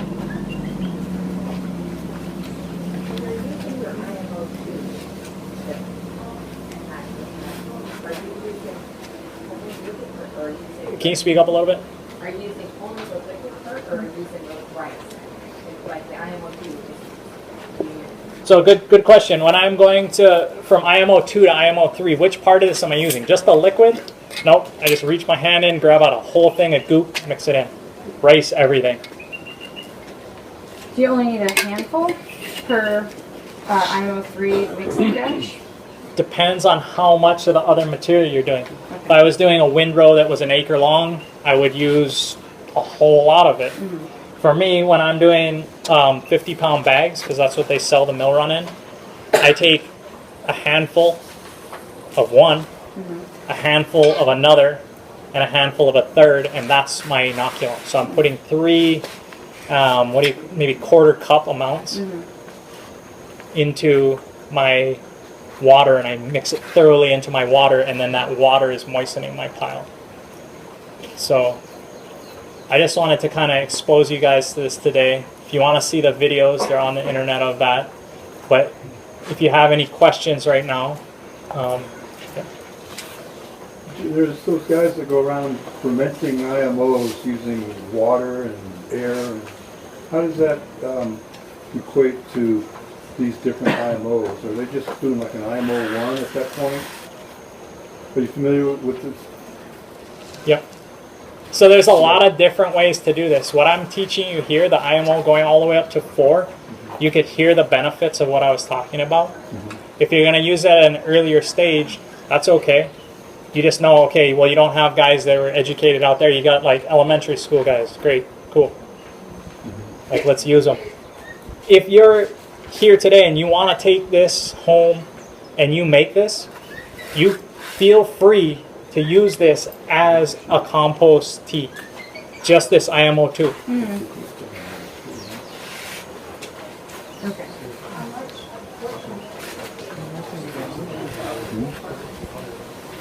Yeah, the dilution rate's on the paper, I believe, but taking just a handful.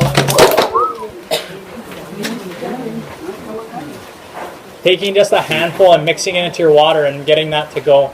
It'll really help if you then pour that onto mulch or other compost to inoculate those systems.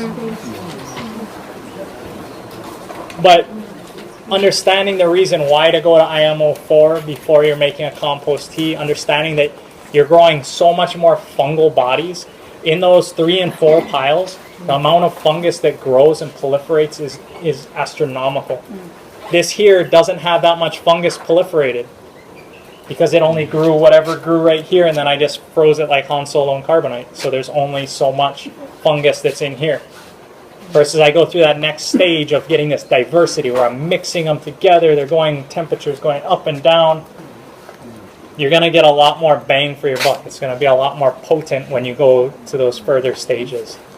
But don't let the complexity of it stop you. If this is all you can make, start mixing this in. Start watering this around. Question? The paper only goes to 3, and you're talking about 4 and 5. I haven't talked about 5. Or even 4. There's Yes. no 4 on here. It's true. This was a handout I made. I'm in the process of like making a whole bunch of this stuff. So just as an exposure class, are there any further questions that way about it? So a question about where do you source wheat mill run locally is right behind Target. There's a place called Bacon Universal. It's a Tractor Supply store. Right behind that is HFM, and they sell wheat mill run. That's the gas place? Nope. So HFM? HFM, Hawaii Flour Mill. So the IMO riser that's in the picture, is that IMO 4? It's more along the lines of this, because they did make it into IMO 4, but in terms of its usefulness to you, it's mostly like this. So you can use that one to make like tea.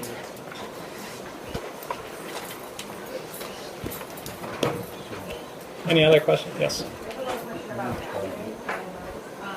I wanted to go to like a native local forest that's far away from my house, and I don't have the time to like set up a whole boxes from there, then I just gather like craft bag full, add it there with mycelium and take it back to my property and like simplify it. People do that. Yeah. But you're actually going up to the forest far away, like Mauna Kea, you said. Yeah. You're actually setting up the whole system there. Yeah, and in up Mauna Kea, it took about 10 days for it to happen, just because it's so cold. So the question was, if you want to gather it from some koa forest, and you don't want to go set your box up there, then you can gather some of the leaf litter. Make sure you gather some of the soil too. The soil is the important part, not only the leaves, but also the soil. And that's the way Kim does it here in HPP. Is she has a property up Mountain View, and under her bamboo, she gathered a whole bunch of the leaf material, brings it down here, and basically builds a cocoon around it in her garage, and that's how she does it.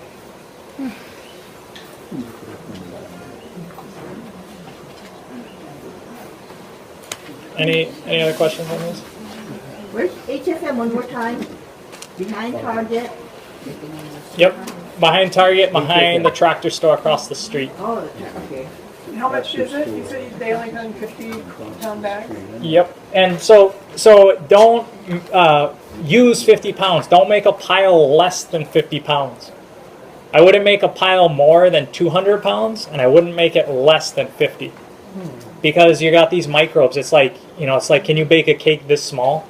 Like, maybe, but if you bake it the regular size, an 8 by 11, you're going to get a lot better results than trying to bake a mini cake.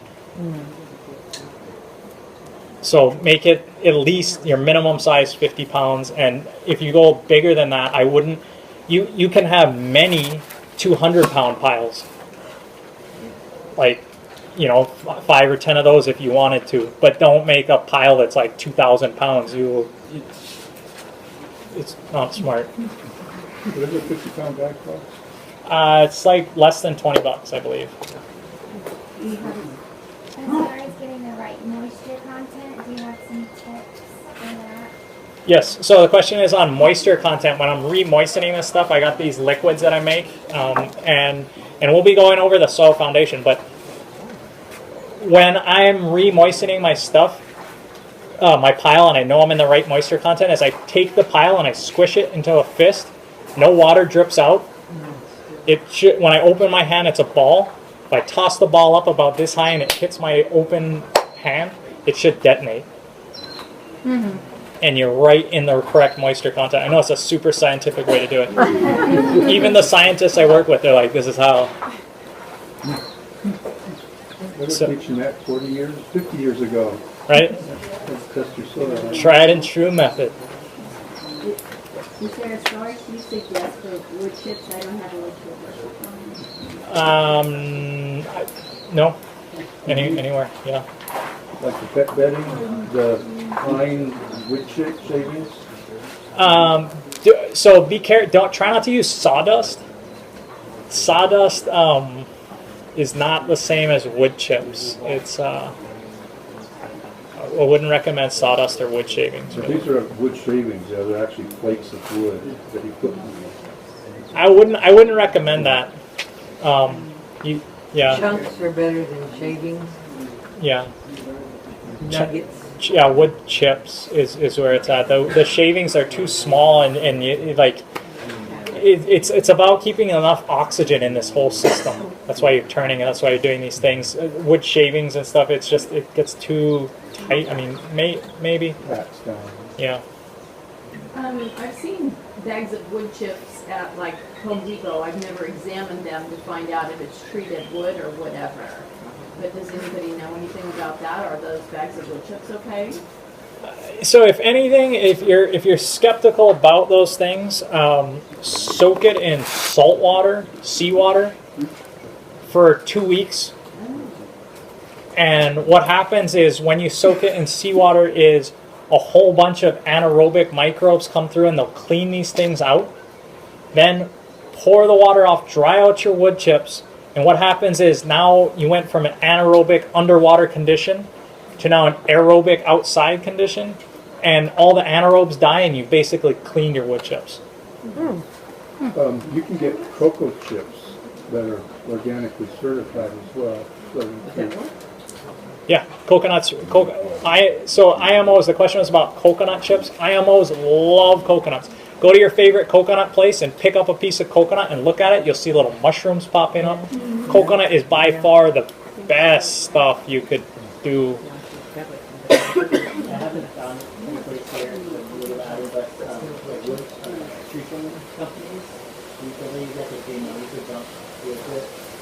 That's so what, yeah, so tree trimming company. So what we do at our place, we have a deal with the guys when they're pruning for the power lines in our neighborhood. They just drop the whole load at our property.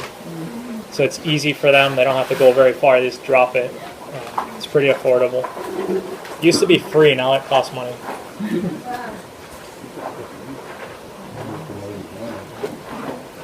Yeah, right? It should have been like, nah, we don't really want it, but we can put it here.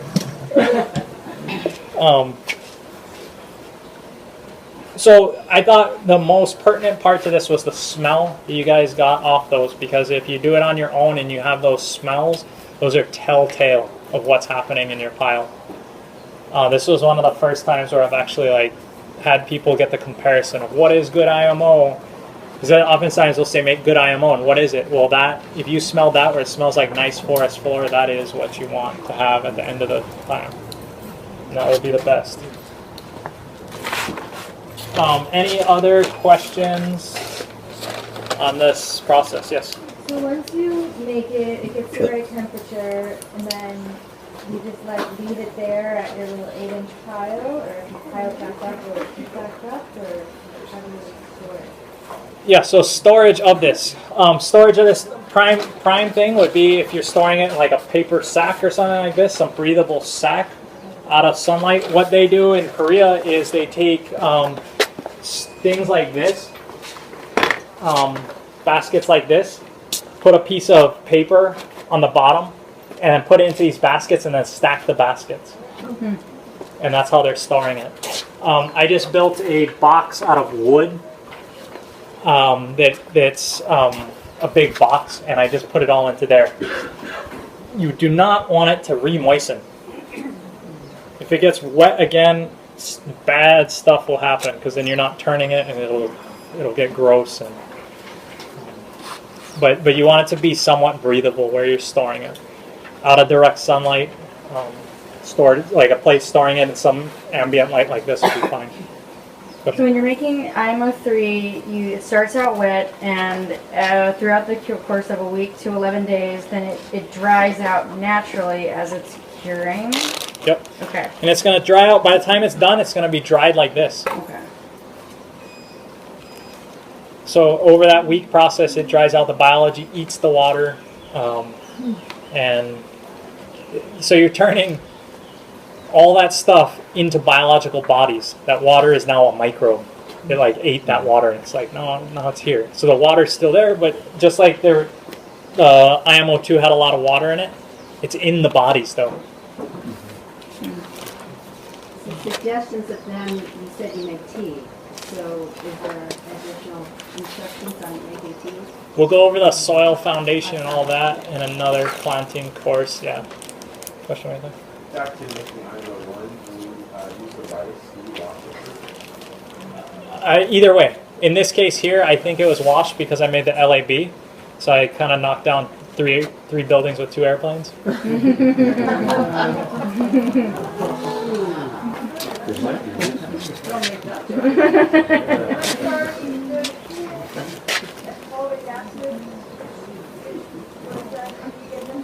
Humic fulvic acid I make from worm juice. We haven't covered that. Nope. Probably not going to.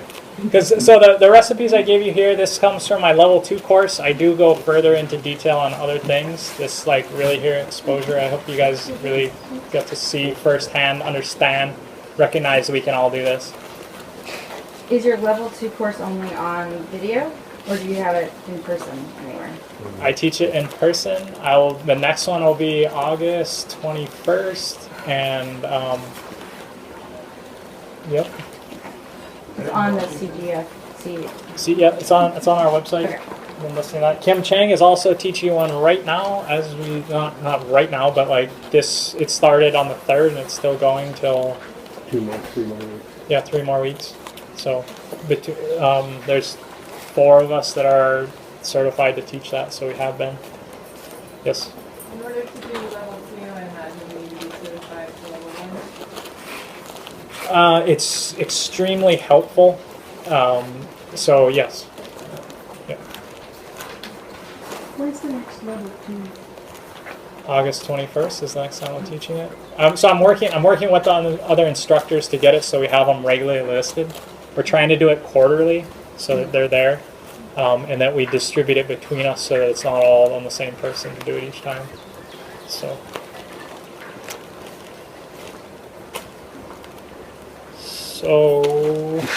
we got this, we got that. I'm gonna check the time, make sure we're still golden.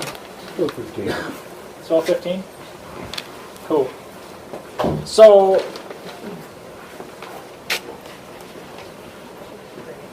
yeah, you got to see, and you also saw the consistency of the IMO4. It's kind of a dry powder stuff. So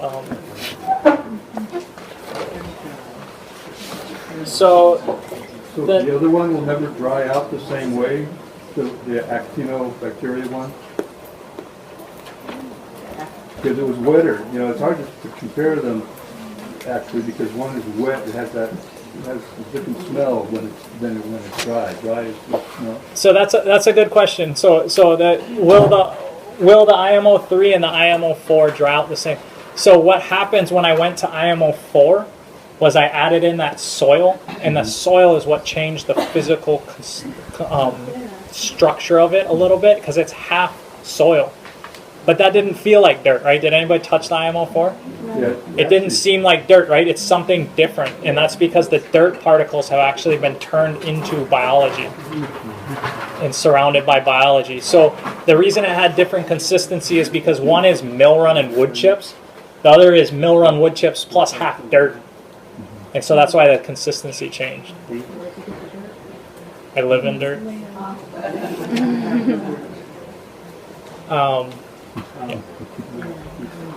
So you could, if you say with an HPP and you don't have soil, then you could just get some cinder soil that you just import from. You can use that. Cinder soil is not recommended. What you really want to get is nice red dirt. So make a friend in Hamakua and grab some from out there. Okay. What the stuff they sell to store already bagged? I wouldn't. I wouldn't. There's some other, you know, like, so there's some earth movers that'll probably get you some dirt and ask them for Hamakua dirt. Math nut dirt from San Diego. So I want to be really clear on this. I'm talking about dirt. I'm not talking about soil. I'm mixing in dirt. What is dirt? Dirt is just like pretty much dead soil. It's like red, you know, red. If I'm gonna mix in soil, like Macnut nice soil, not what I want to do. Yeah, so I should have been, you know, there's soil and there's dirt. They're two different, distinctly different things. I'm talking about dirt. The stuff from excavations would be good then, because that's pretty much dead when you go Yep. dig it up out of the ground. Yep. You can buy dirt from the rock. Buy dirt where? You can buy dirt from the rock. Oh, so William says that there's dirt available at Puna Rock. Is it real dirt or soil? Because we bought soil. So it's from Hamakua, he says. So yeah, awesome. Yeah. Cool. Yeah, soil you'd spend a fortune on, and then dirt, it's cheap. Dirt cheap. Sweet.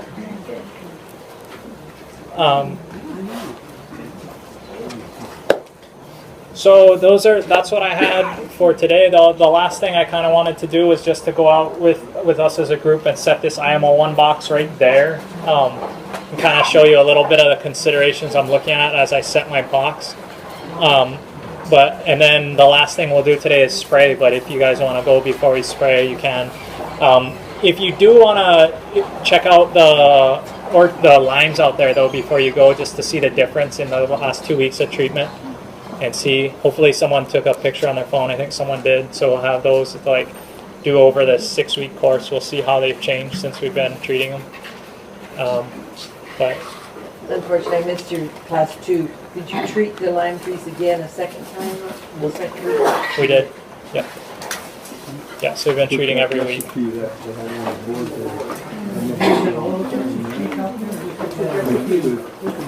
So if you left earlier the other day, we treated 2 trees with this recipe here, the moss treatment, and then we treated the rest of the orchard with a flowering treatment the other day. So very good. So that was all last Tuesday. You did all of that last Tuesday? We did a lot last Tuesday. No, Thursday. Last Thursday, yeah. It's been fun. Okay, so any last questions before we do this? Awesome. Thank you, guys.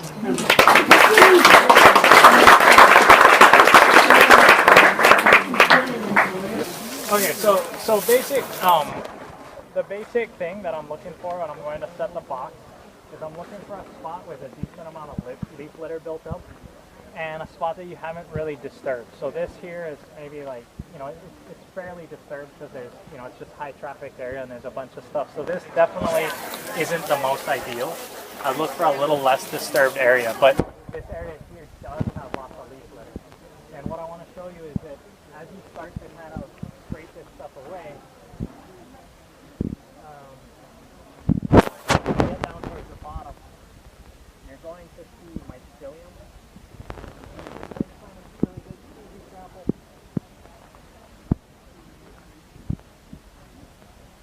And bamboo, even that chunk, you see there's like this little chunk of mycelium growing. Everyone's seen it before. You may have not. Yeah, and on wood chips, it's those strings, like looking things that are growing, and that's mycelium. That's fungus. That's good. Yeah. Beneficial. And so bamboo is an ideal spot to look around because it secretes a lot of sugars out of its roots. Bananas also do the same thing. And then like something like a mango tree is also good because it just creates so much leaf litter under it. So things with long decaying leaves. So what I'm going to do here is just like, if I was going to set this box here, which I probably would pick a different spot, but it's just easy for us.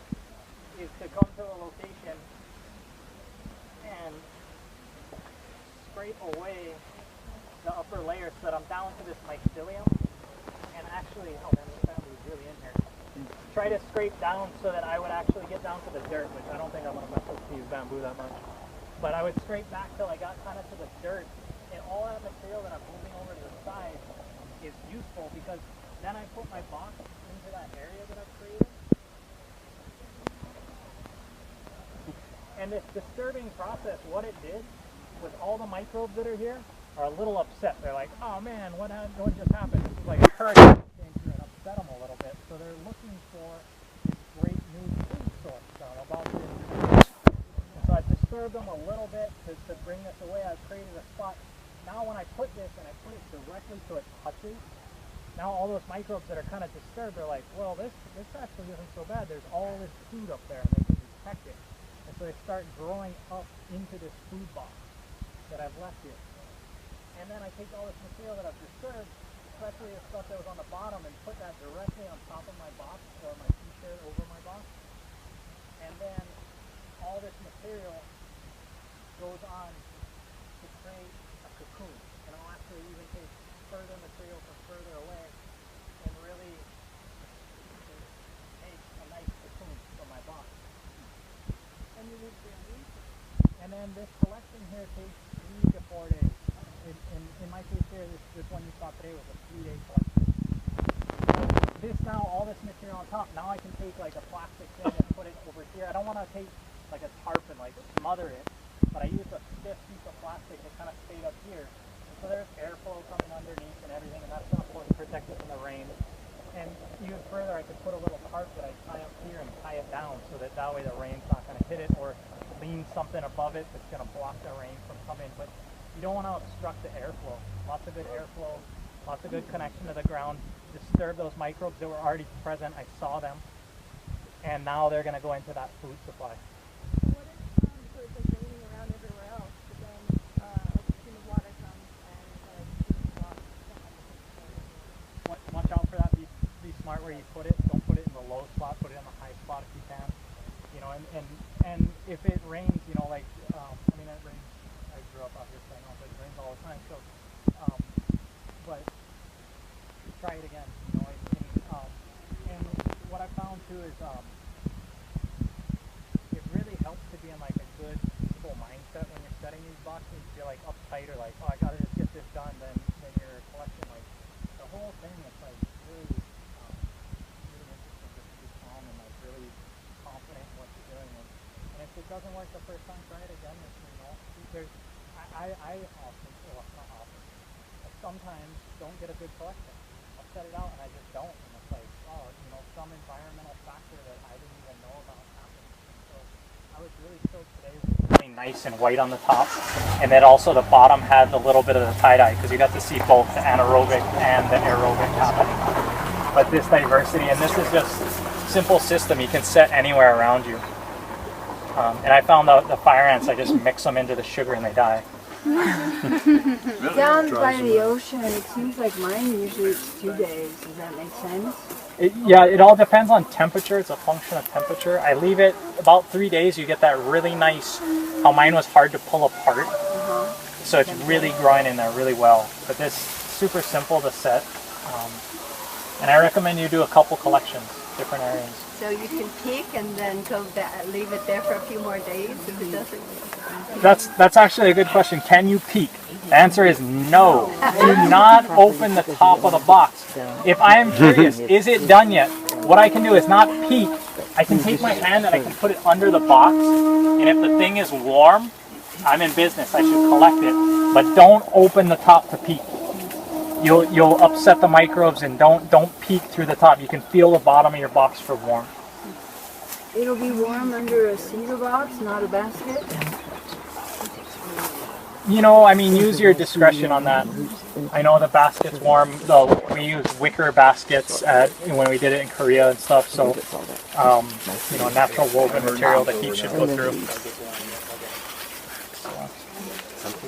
Yes. Yeah, whatever taken out.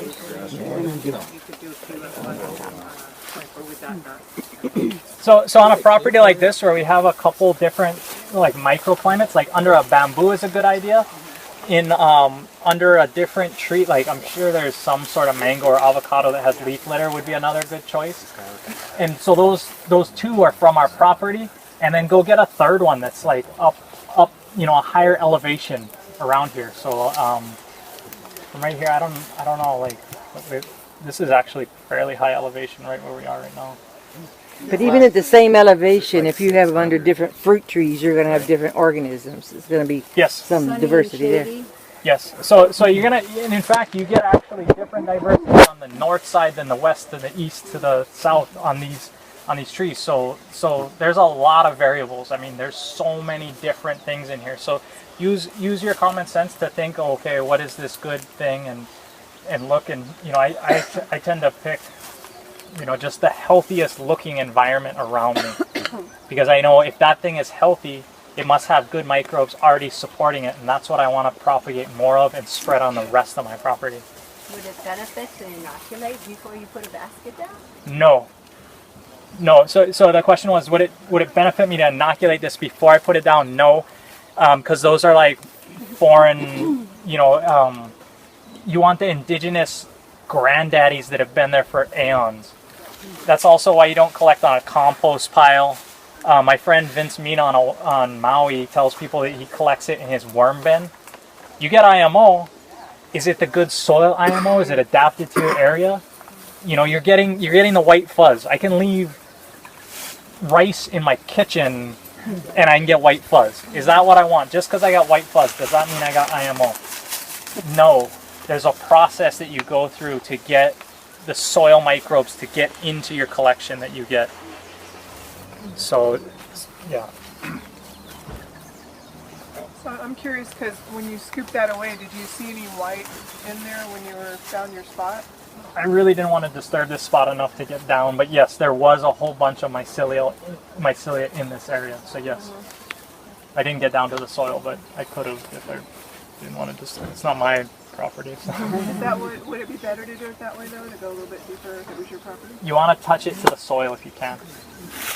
That connection, because you want the soil microbes, so if your box is in contact with the soil, those are the guys that are going to go, oh hey, and they're going to go right up through your box and start getting into your collection. How many times can you use that Mahala box? Now that the rat ate it, just need to know this. I mean, this is probably like the 6th collection I've done in this box. It looks pretty good still. Huh? So as soon as I'm done, I'll clean it out and soak it in vinegar, and then I store it. Yeah. Pure vinegar, or do you dilute the vinegar when you clean it? About 1 to 10 dilution for the vinegar. Yeah. Do you prefer, like if it's beautiful on both sides, will you go sunny or shady side? Do microbes prefer shade? Will there be more there? The best microbes are going to be in about 70% shade. Just, yeah, 2/3, right? Yeah.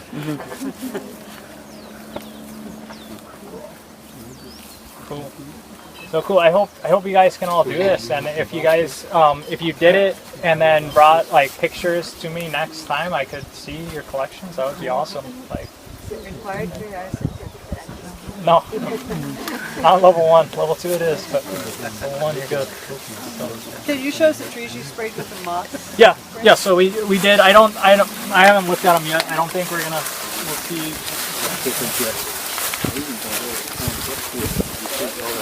Microorganisms to start converting the. Oh yeah.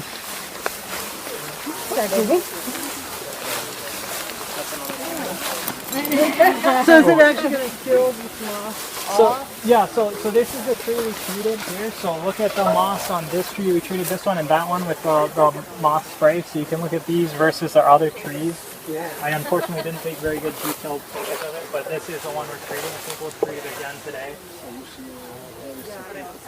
Yeah, and ideally if I was doing this moss treatment, I would be doing it every like 2 days on here, because that would really work, but I'm only here once a week, so we're going to do it, so it's probably going to take longer than but hopefully by the 6th week it'll be like significantly reduced. So is the brown the dying moss? Or? I think so.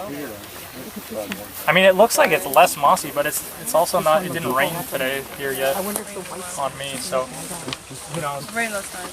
But we will see. So this is our observation. You can see, I don't know, on the other trees, some of them. Up to you. You make your own observations, but most of the scales gone. Or it's browner than. Cool. So someone saw the scales going away, so they're dealing with pests via just nutritional. So the moss will fall off once it's dead, or the weather knocks it off? Yeah, I mean it just kind of goes away. It's a living plant, right? So something will come and eat it when it starts to die. Would the stuff is fungus? Yeah. Well, hopefully all these trees make these observations today. You see, like there's new growth coming out. Yeah. So we'll see how they're going. Would the scale off from the fruit spray that we use to reduce the scale? So it has a scale on it? Yeah. I believe so. Oh. Yeah, there's a ton of scale. What was this treated with? So this was treated with our moss solution, and then it's on the board in there. Is it It's a different combination, yes. And so, yeah.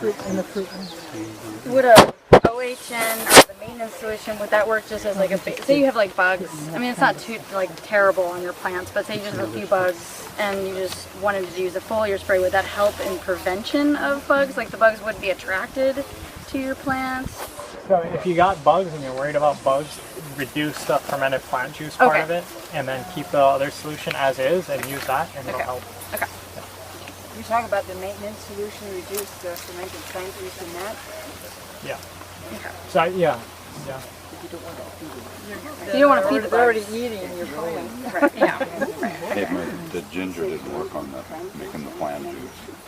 And I did everything just like you did, and then I put it in a jar and now I have maybe 2 drops. After 3 days, I got like 2 drops will run down. Just didn't get liquid. Okay. So thank you guys. I mean, I think we're good today. Good. Thank you. Thank you.